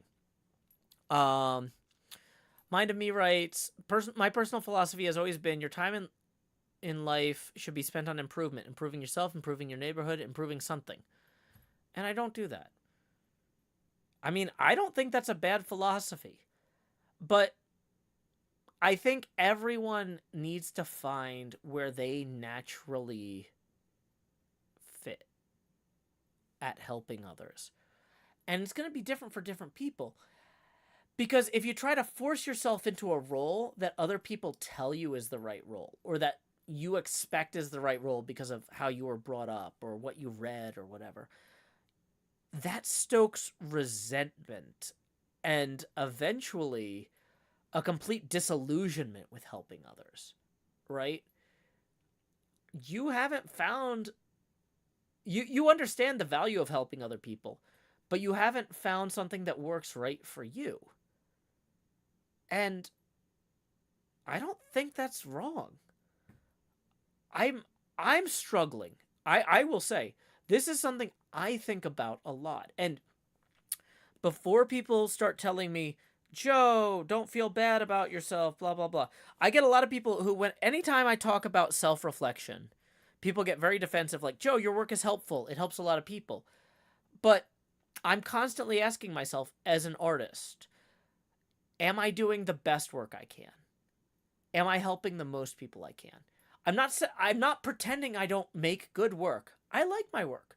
I'm not pretending I don't help anybody. Clearly, through the pandemic, I helped a lot of people.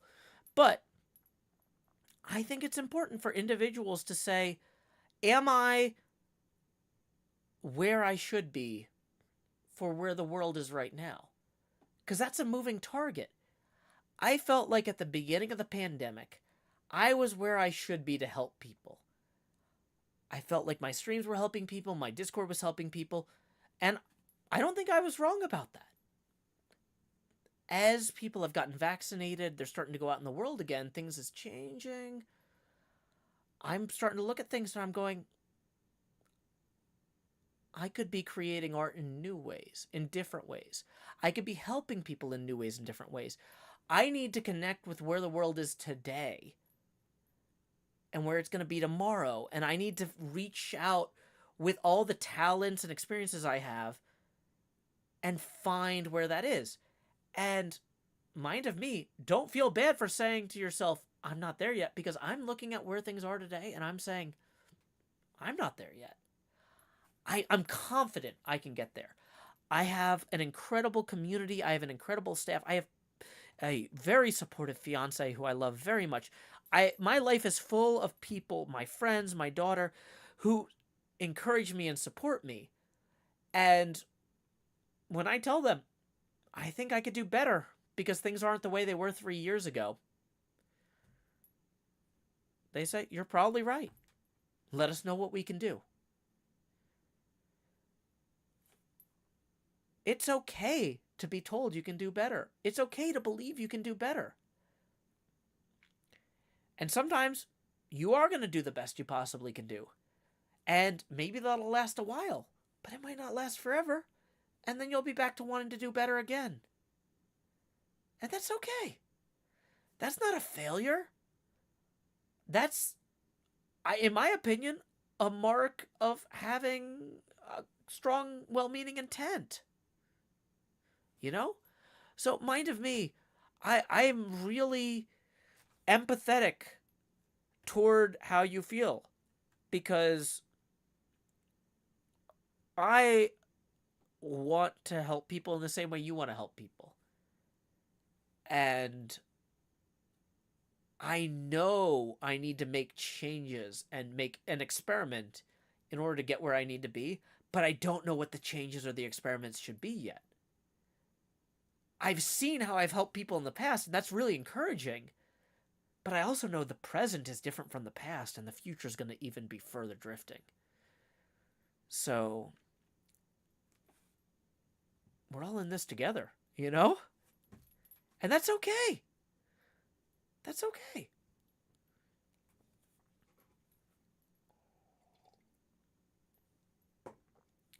We got a lot of very kind comments coming in here. I'm going to read some of them for a second. Sebastiano says, baby steps are still steps. And I think that's very true. Absolutely. Sapphire Smith says, how do you even measure improvement? There's no objective scale, not always obvious outcomes. How do you know you're not already doing improvement without realizing? That's another great question. Because, like I said, when you put good into the world, it doesn't always come back to you. Maybe sometimes I create things and other people come back to me and they say, I made this art because of you. But I can't believe 100% of people who do something cool because I did something cool tell me, right? You might be helping people without realizing it. And so it's fantastic that you're putting yourself out there and trying. Sean Cockrell writes, constant improvement is unrealistic. My personal favorite days are the unproductive days I spend in bed. I think rest is really valuable. I was going to have a really intense morning this morning, and we were going to go a little bit west of town and go hiking, and I was going to have a completely full day. We were going to go hiking before we went to the art festival, before we went to dinner for my friend's birthday, before I came back and streamed. And there was a big thunderstorm, so the art festival thing got pushed back, and the hike got canceled. And you know what? I said to my daughter, look, we're going to have plenty of activity later in the day. I had to unplug everything because of the storm. Let's just sit around and read and relax for a little bit. Let's just chill. So we had a couple hours of just chilling. Honestly, I needed that more than I realized. I think I'm feeling a lot more energetic now during this stream than I would have otherwise. Nothing wrong with taking some time to yourself and just relaxing a little bit, because if you don't take care of yourself, who will? Even if you know who will, you're giving them extra work, you know? If you can help them help you, that's a good thing. Let's see. Nez writes, success looks different for everyone. And Florence the Machine says, this has been helpful and encouraging. I'm really hard on myself, but this helped me. Yeah, it's easy to be hard on yourself because you can't see how much good you're actually doing. Tam Cronin says, I think I logged in at exactly the right time to hear what I needed tonight. Perspective. I'm so glad, Tam. And mind of me, here's an example of how you're helping. All the people saying that this conversation is helping them, we're having this conversation because of you, right? You're talking about how you have trouble interacting with people and reaching out and stuff, but you're part of this community. I see you here all the time, and here tonight you're saying something and it resonates with me, which is why I can speak to it so earnestly from the heart, but it also resonates with the other people here. Like, I'm not saying like, hey, you're done, congratulations, but like, there's some proof you're doing something good. Just by being you.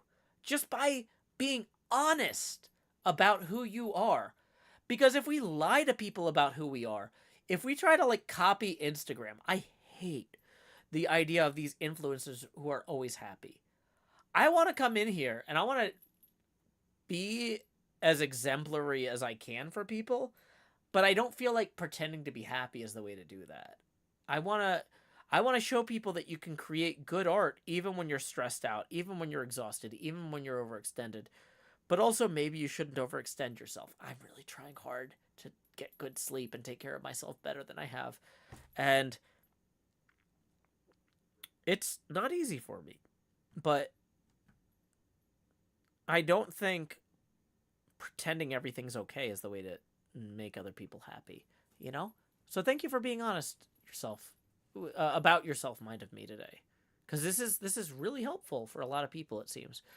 And Mind of Me writes, I'm having a lot of emotions, and that's a good thing. Another personal philosophy of mine is that genuine emotions are good. I agree with you entirely. I have been trying to get better sleep lately, and I've actually been succeeding for a change. That's a rare thing for me. I always feel like I have a lot of responsibilities and I don't have enough time in the day to meet all of them, and it stresses me out and I don't get enough sleep. But as I've been sleeping better, I've been feeling like emotions more strongly. And that's both helpful and dangerous. Because it's like, man, when I was sleep deprived, I didn't feel this stuff and I could just ignore it and just get my work done. But now I have to address my emotions. Oh no, it's not great. But it might be important, Sometimes things can be important, even if they don't feel like they're the best things.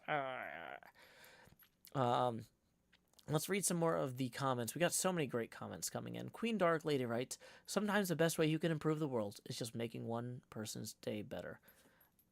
Yeah, that's very true. That's the thing, is you don't know the domino effect or the impact that any one nice thing you do. I hate the word nice. I should say anyone kind, anyone compassionate, anyone right thing you do. You don't know where it's going to lead. It's good to try. And it's good to accept that you won't know.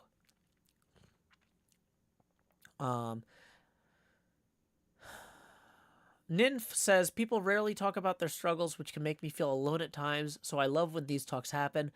It's easy for me to only see others and their progress. And well, that's the thing too, is I want to encourage aspiring artists to struggle and to succeed. Because unless you're born rich, it's hard as an artist to succeed without struggle. And even if you are born rich, you're going to have a different set of struggles than me, but you're going to have something. So I was really lucky when I was starting off in webcomics that there were so many artists who were so open about how hard it was to become a self-employed artist. And that's something I want to help people with myself, And even if you don't want to become a self-employed artist, the idea of me self-actualizing as a self-employed artist is still helpful for some other people to hear as they try to figure out who they want to be. right? Space Demon says, just got back from a pool party. How is everybody? We're having a good time. We're swimming too. Are we swimming too? Oh, I forgot you could see. I was just going to do the pool thing while I got the tissue because I was like, I need to blow my nose. But either way, yeah, we're swimming too. Mind of Me says, I will not say I'm fine if I'm not. I will tell friends, coworkers, or strangers if I'm feeling sad or thrilled or angry or flat. I will say, people ask me sometimes, like, because I would have conversations with my friends and I'd be like, yeah, I'm really struggling with this and this and this and this. And they'd be like, well, but are you okay? And I'd be like, no! No! Like, all of the things I just listed are freaking me out! I don't know what to do! I'm doing my best! And, like, I think I'm doing the right things, but it's not enough and I don't know what to do! Like, help me! Advise me! Tell me what I'm doing wrong! Tell me what I could be doing better! I need to hear it because what I'm doing isn't working!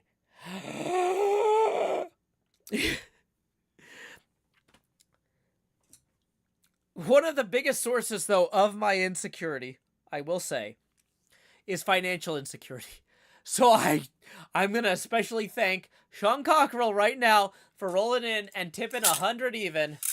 That's 5 face camera expansions, who says, payment for counseling services. I am not a counselor. I don't have any professional training in this. I'm just sharing my lived experience. But I need the money because I'm a single parent and, like, it's a lot right now. So thank you. Thank you so much, Sean, for that. Let's get these 5 face camera expansions done. And then it looks like we also got a tip via PayPal. We're going to get to that next. Let's do these 5 first. So here we go. Expand Jost. Do. Lowering the opacity now to 80%. Numero dos. Expand Jost. D. Lowering the opacity to 70%. Numero tres. Expand my face. Do. We're now at the Tony Stark helmet cam, the most obnoxious face cam, but not for long. We're about to enjoy our favorite Vin Show Ken joke. T. Joe Ecclesburg, Grow Hills. D. Lowering the opacity now to 50%. 1, 2, 3, 4. Each knee, Sanchi. Go. Expand Jost. Da.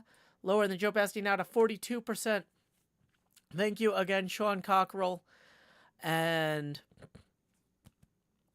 yeah, we've got too many nice things coming in the chat for me to read all of them.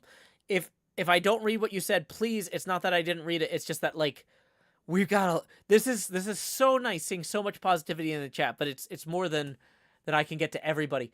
Meanwhile, in the PayPal tips, I just said I was going to get to our next tip rolling in. Thank you very much to Miss Gold Fox for the 50, who writes, this is the message I needed right now. So thank you. The first 7 is going to get you 1 face camera expansion. 27 will get you another. 47 will get you another. And then another 3 past that. So let's do these 3 expansions for Miss Gold Fox real quick. Expand Jost. Do. So here we go. We're going to lower the opacity now to 32%. Numero dos. Expand Jost. Da. And lower the opacity to 24%. Numero tres. Even larger face. La da da dee do. And let's find me. Dee. Lowering the opacity now to 20%. Thank you so much, Miss Gold Fox, for that 50. Okay. Florence the Machine says, this is why I love this community. Everyone is supportive and we can actually talk about real things during the streams. I think that that's part of why this community is valuable. I think that's part of why me doing the streams is valuable. I don't want to do the streams if we can't talk about real things. Oh, did Cub join the server? Howdy, Cub.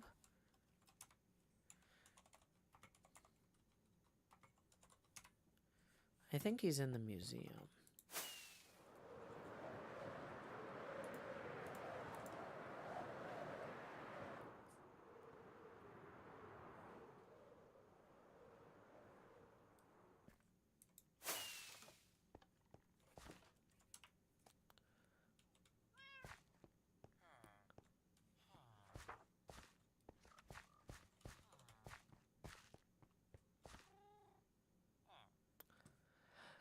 Cub fan? Are you here, Cub? Oh, wait, no, that's an armor stand. And that's a Hey, Joe. villager and a cat. Hey, Cub! Welcome Hey. back to HermitCraft. I'm just streaming here on Saturday night. Glad to see you popping in to check if your museum is all right. I'm not here to steal stuff, which is exactly what I'd say if I was here to steal stuff.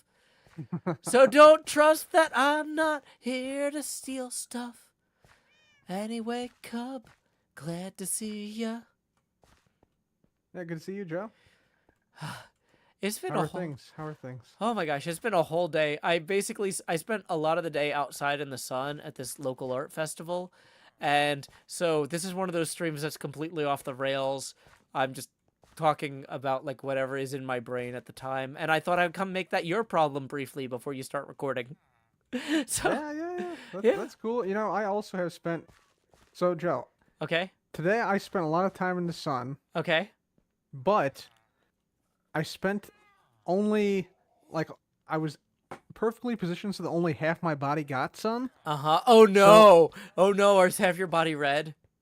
Yes, one half of my body I look like a lobster. The Oh, other no. half is just perfectly like fine, nothing at all. For the next alter ego card, it's gonna be Cub Lobster. Da, da, da, da, da, da, da, da. You'll just have like one claw. Yeah, exactly. We were in the exactly, sun. Everybody had matching towels. I don't know. I'm too tired to like do a real Rock Lobster parody. I'm sorry, Cub. I'm just in your house yelling at you. You should come down. Come I down d- here. I'm currently adding books from supporters from Cub subscribers. Oh, where is the downstairs? I feel like there was a button somewhere that I can't find. Is it the gold button? No, that's Wells's Easter basket. That's a shulker. I have No, yeah, rotated it's over here. inappropriately. It's over here. It's over here. Cub Lobster, do do do do do do do do do. Yeah, seriously though, like Yeah, thank you. one half is like honestly like super red, like apple Oh. red, and the other half is just like nothing at all has happened. Oh no, I know I still owe you a Crazy. poem. I've been so like the way I set up that episode when I started filming that, I was like, I'm gonna do the poem themed after the pinball machine playfield, which I still have to build, and then I spent like 2.5 weeks building the playfield. Oh yeah. Yeah, That's yeah. cool. Yeah, so if you fly over there, it's not a spoiler. Feel free to show it, but like, yeah, I had to like really get that like calcified before I could come back and make it work as like a poetry prompt, because I was like, I don't know what this is about yet, which as an artist is like the most pretentious thing you can say is like, oh, I want this to feel real, but I don't know how to make it exist. But like, that's exactly where I was. I was like, how do I get I was there? watching. I was in the walls of the pinball machine watching you. Oh yeah, are you ZF now? Just Yeah. like spying on people, like. I forget. It was a couple days back. I forget why I was there in the first place though. Yeah. But Well- yeah, you were like deep in thought. You were like you put some blocks down, then you like back up and be like, I don't know about this. I don't mean, know," well, but the look thing back is, and- though, I'm basically like that was basically a sketch. I'm modeling the physics of a real pinball machine. Like I'm thinking about how the ball would bounce. I'm like, if there was a wall here with a rubber thing, how would the ball bounce off it from this flipper, from that flipper, at this speed, at that speed? And I'm like, it needs to be a slightly steeper angle, or it's wrong. It needs to be a slightly shallower angle, or it's wrong. It's like I'm drawing on like the last like 12 months of research to just Mhm. intuit how to make it right. And it's really weird because it looks like, oh yeah, I'm just throwing this together in like a week and a half, 2 weeks. But like really, like when I was like, yeah, I'm going on a research trip to play these historic pinball machines in Wisconsin, it's like I'm thinking about like when I'm looking at these angles, I'm like, oh, this is like this machine and there was that flaw with it, or this wouldn't work in that machine, or blah blah blah. Like I'm drawing from all that. It's all in my head. It's just like, how do I make the art? And I feel like a lot of poetry is like that too, where like you have to have the life experience to write the poem. All this sounds so pretentious. I came into your house to be pretentious. Scar, I'm pretentious.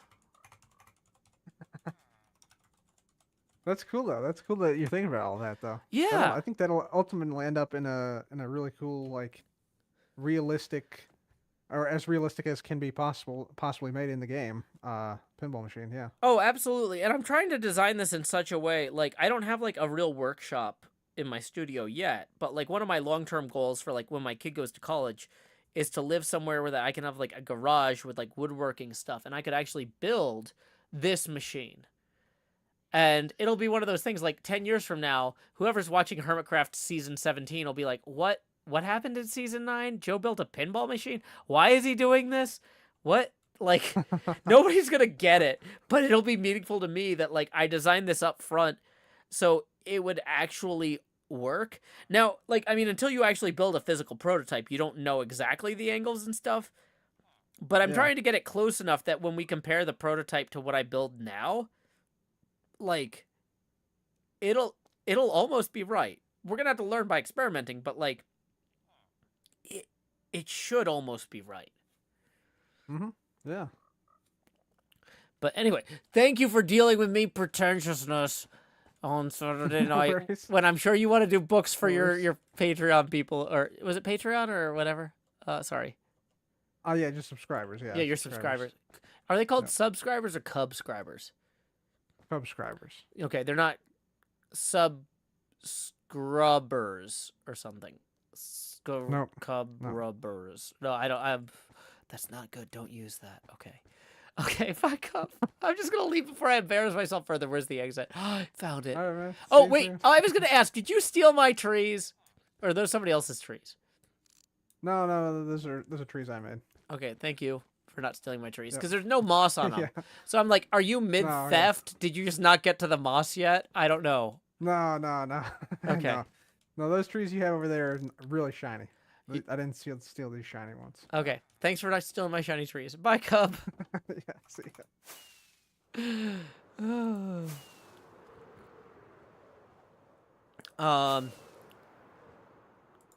But yeah, anyway, sorry, chat. Like, just I saw Cub log on. And it was like part of living in a community or on a server is like engaging with other people. I wanted to just take a second and do that.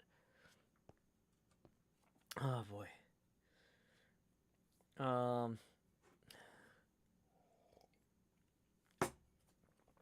Let me take a second to just scroll up in the chat. Make sure I didn't miss it.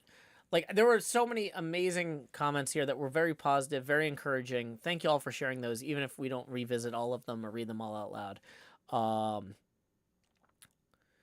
But yeah. Space Demon says, as someone who wants to be a self-employed artist one day, I appreciate this. And Tam Cronin says, boy, do I feel that financial insecurity being heavy on your sense of self-worth. So that's the thing, though, is I understand objectively. Oh, we need to stop the recording and switch back to camera mode. That's the wrong camera. Wait, no, it's not. Oh, yeah, I forgot we got all these tips, so the camera's huge. Let's take down the setting up stream sign. I think we're there. For me,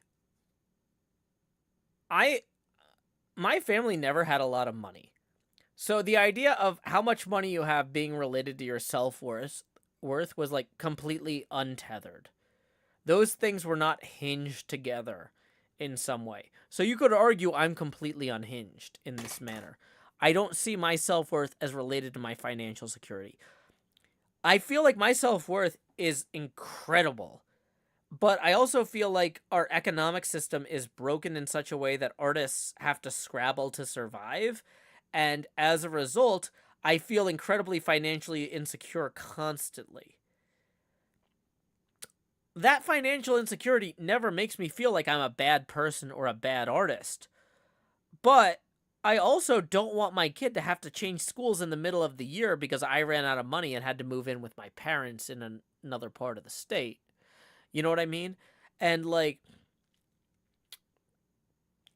you know, so that's awkward sometimes. People hear me saying like I'm worried about my finances, or I'm worried about where the business is going. And people are like, "But Joe, you're great." And I'm like, "I know I'm great, but I looked at it and like in the first 7 months of 2022, we made like $2,800 a month more than we made in the first 7 months of 2023." And I've been telling myself, I feel like we're down $3,000 a month on average, but like we're probably fine, right? Like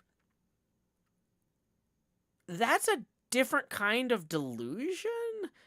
Like part of me, I kept thinking like, well, it's not going to stay like this. This is temporary. But I'm like, no, it's just that like the pandemic has changed. Like everything's moved on in a different way than it was before, and like I need to be prepared to face the new economic reality. This doesn't mean that suddenly my value is $3,000 a month less. This just means the world is different than it was, and I need to prepare to face that, you know? Like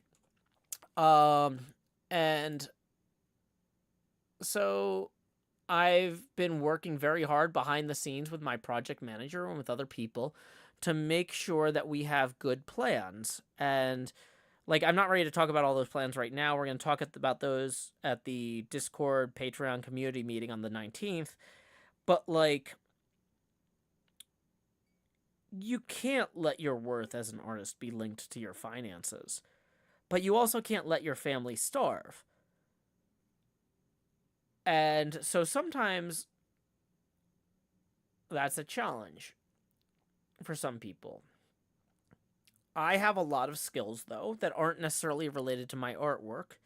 And so maybe I start doing more work with those skills, with servers and programming and things like that again, even though it might be stressful for me.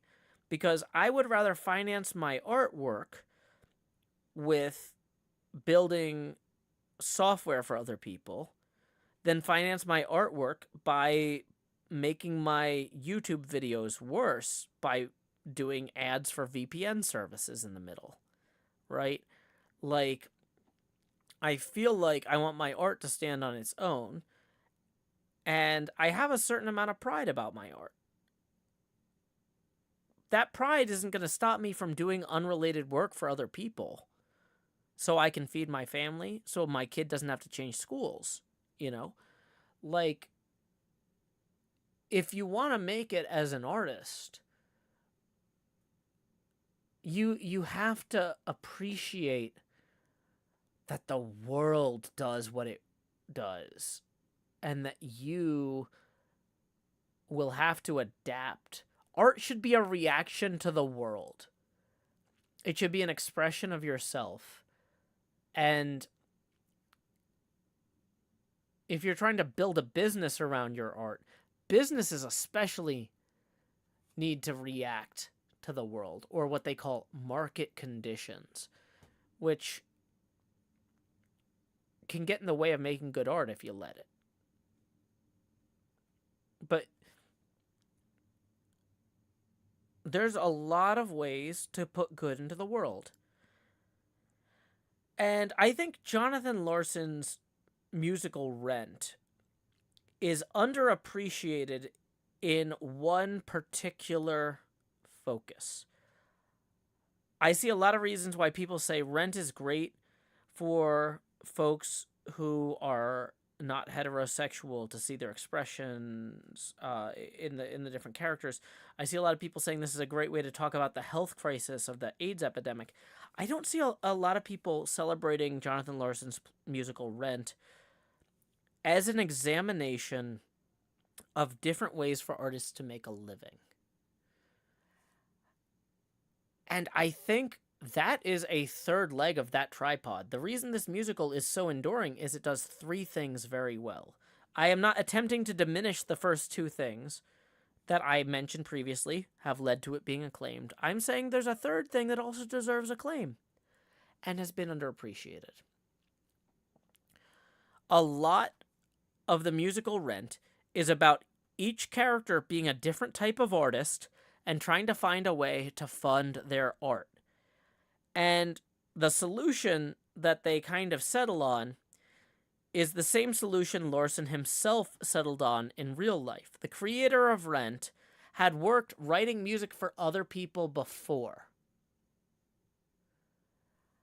And when he did, he got home from work and he couldn't write music for himself.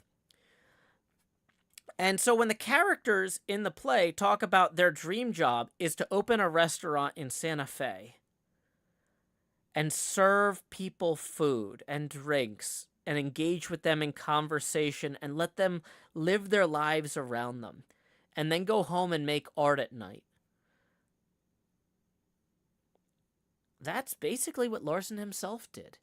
He worked at a diner in New York because he could spend 8 hours at the diner cooking, serving, cleaning, observing people around him, interacting with customers, interacting with the rest of the staff, and working on music in his head. And when he came home, he hadn't been working on music all day for somebody else. He came home and he took what his experiences and observations were for the day and the things he was humming to himself, and he turned that into the songs he wanted to create. And I don't want any artist who is self-employed or wants to be self-employed to feel like there's a shame in saying, maybe I should go back to work.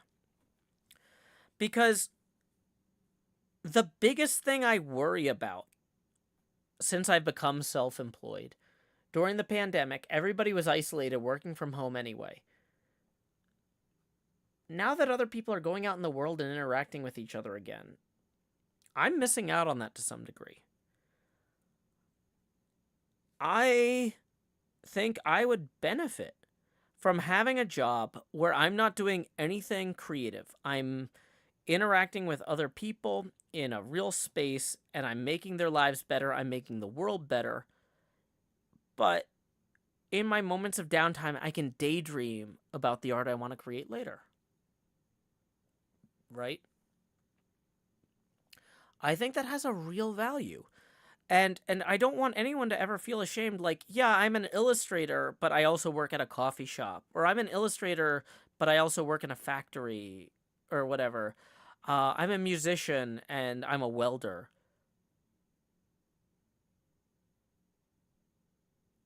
Welding is a really focused task. You're joining things, using forces, harnessing forces that are incredibly powerful. You're assuming responsibility for your safety and the safety of others. You are interacting with the world in an arcane way. How could you be a welder and it not improve your music? Right? How could you be a musician writing musicals and not learn from the hundreds of customers who come through your diner every week? How could you... There's a certain level of success that breeds isolation, and I feel like that's dangerous. And I really feel like it's important for people to always be encouraging themselves to find ways to look outward. Even if you don't have to work for a living, finding ways to volunteer or be involved in local groups that help your community, you know? You gotta find what's right for you. And I don't know what's right for you. And I'm still struggling to find what's right for me. Chloe the Great and Powerful says, I work with a lot of welders, and they're some of the most creative people I know. Every welder I have ever met is somebody I've respected. Like, it is not a job for people who aren't intensely interested in things. If you don't have the ability to be intensely focused and curious and, you're gonna get somebody hurt or blinded. Like, right? You see what I'm saying? Like, finding and this is the thing too, people say, hey, my kid wants to be a YouTuber. What do I tell them? You know, what should they go to school for? I'm like, something where they interact with other people and they follow their natural interests. Whatever day job they end up with, they might have for 15 years before they make it full time. And even then, they might go back to the day job in 3 or 4 years. Who knows? You know, have them find something they want to do otherwise. So that way they're not busy going, oh, hey, I got to chase every single Twitch promotion because I need this extra $15 because I refuse to work. You know?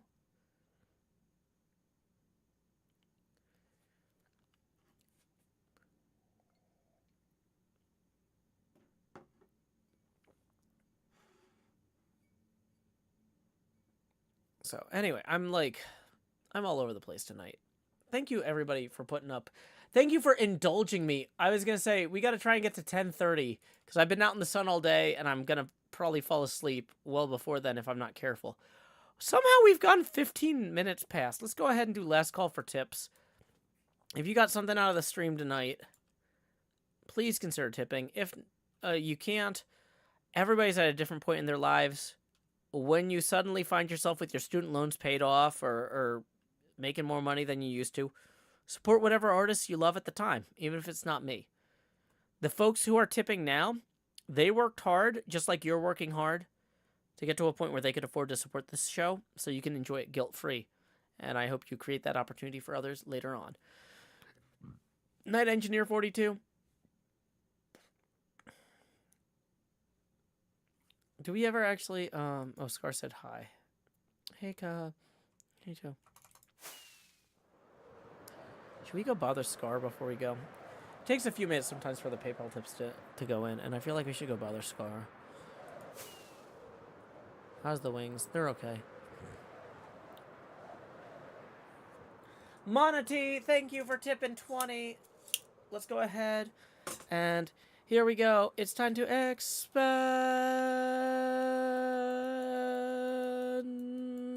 OBS starts freaking out at this point.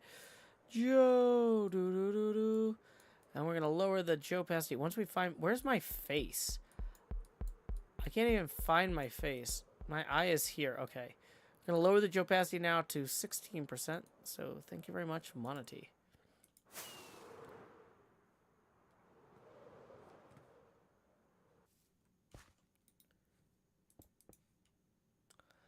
Scar, I'm aging your copper. I'm AFKing in your copper farm, Scar.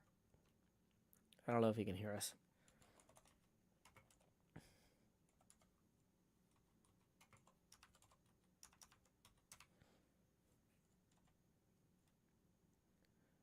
He's 1,000 blocks away. Where is he? Oh, he's actually at Cub's place, I think. Never mind, this was a terrible plan. It's fine. If you haven't seen Pearl's latest episode with this dragon, you should go watch Pearl's latest episode with this dragon also.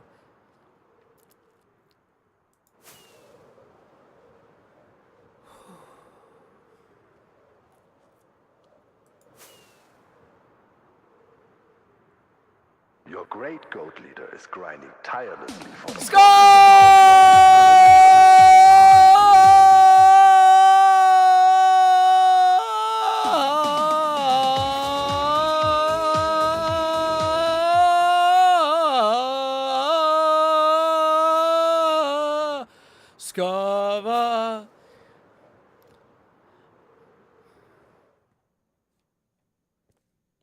You're no stranger to love.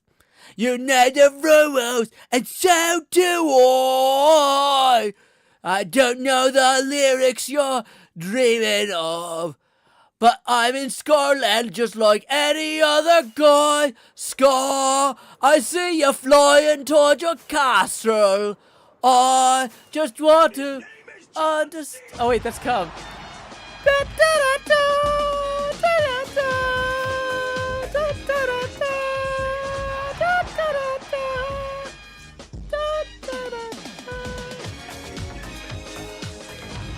Yeah. Cub, seriously, I that is my favorite song. You just completely nailed it.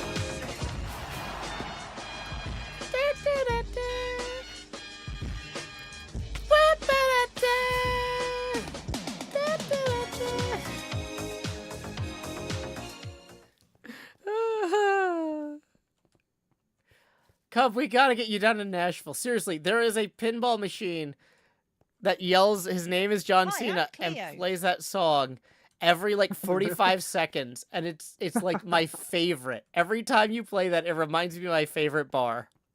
Nice. I didn't know that. That's awesome. Yeah, no. You would get here and you'd be like, what? That's actually a thing other people do? But like, seriously, I am constantly in a place that plays. That's awesome. That's awesome. There's no stranger to love pinball machine, Scar, sorry. Also, Fine. Scar, I don't know if you realize this, but I followed you around for like 14 minutes the other day when you were aging your copper, doing fake doc messages, like, the goat appreciates when you keep both feet on the ground when you grind, because a stable person does stable redstone. Just like dumb stuff, just like literally just and like I kept thinking like, oh, Scar's just pretending you can't hear me, but I don't think you could hear me at all. I did not hear you, Joe. No. Okay, that's fine. Hi, I'm Cleo. Hi, Cleo. Could use that horn for the museum. Anyway, yeah, I was just about to wrap up my stream, but yeah, I saw that you were online, and I wanted to bother you because I'm a terrible person. Hit him again, Cub. Oh no. Da, Joe? da, da, da. Joe, Da, da, this is da, very, da. very, very important, Joe. Okay. A decorated member of the United States Marine Corps needs your help. And his name is John. Da, da, da, da. Da, da, da. Da, da, da, da. Oh my gosh.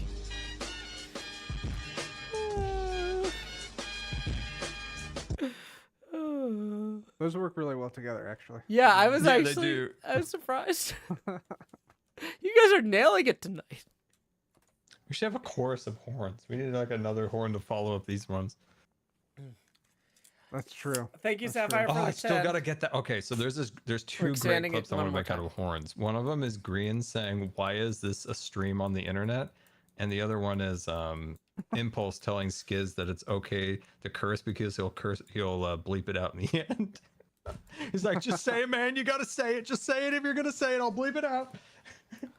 Have you two actually watched the clip from the stream where my fiance told Asuma? So my fiance used to be part of Asuma's staff, and she mentions to Asuma she's moving to Nashville, and he's like, "Oh, do you know who lives in Nashville? Oh, never mind." And she's like, "Yeah, my fiance," and like he like freaks out because he doesn't realize that like we know each other and are engaged. That's So cool. So there's some great soundboard stuff in her Discord that I occasionally the thing I play in meetings sometimes where Asuma's like, Nashville, you know who lives in Nashville, or whatever. That's like from that. That'd be good. Yeah, you get that on the goat horn. Yeah. Yeah, if I could get that Oh, on the goat horn. Play that'd be- that. Play that in the next meeting. I want to hear that. Oh, one. don't I think I've played heard that in the one. last few meetings. Whenever I Asuma. probably thought it was him, like just talking. Well, no, that's the thing is I wait until Asuma says something like, you know, I'm not really certain about this. And then I'll go, Nashville, you know who lives in Nashville? And he'll go like, wait, what was that? Like, anyway, I was Hi, I'm saying. Cleo. Yeah. But, We do Yeah. have the soundboard now, Joe. You can Yeah. add that to the HermitCraft soundboard and play it during the meeting. I need to. Oh, also, you know how we've got this meeting coming up on Thursday? Like, very intense, I'm sure. I wanted to add the Law and Order. Dun dun. So if somebody's like, you know, I feel very strongly HermitCraft we've been successful because we've worked hard in these certain ways, and this is how we need to move forward. I want to just be able to do like Law and Order. Dun dun. Night.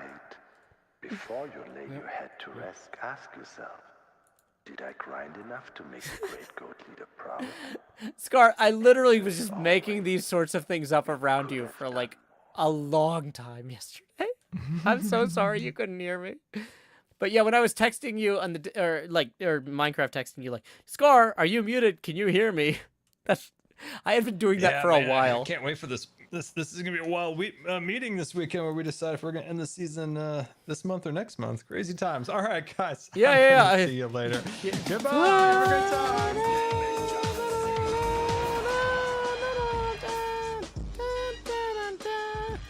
Hey, so anyway, Doc says as long as we don't punch this dragon too much, it shouldn't probably move. Bye.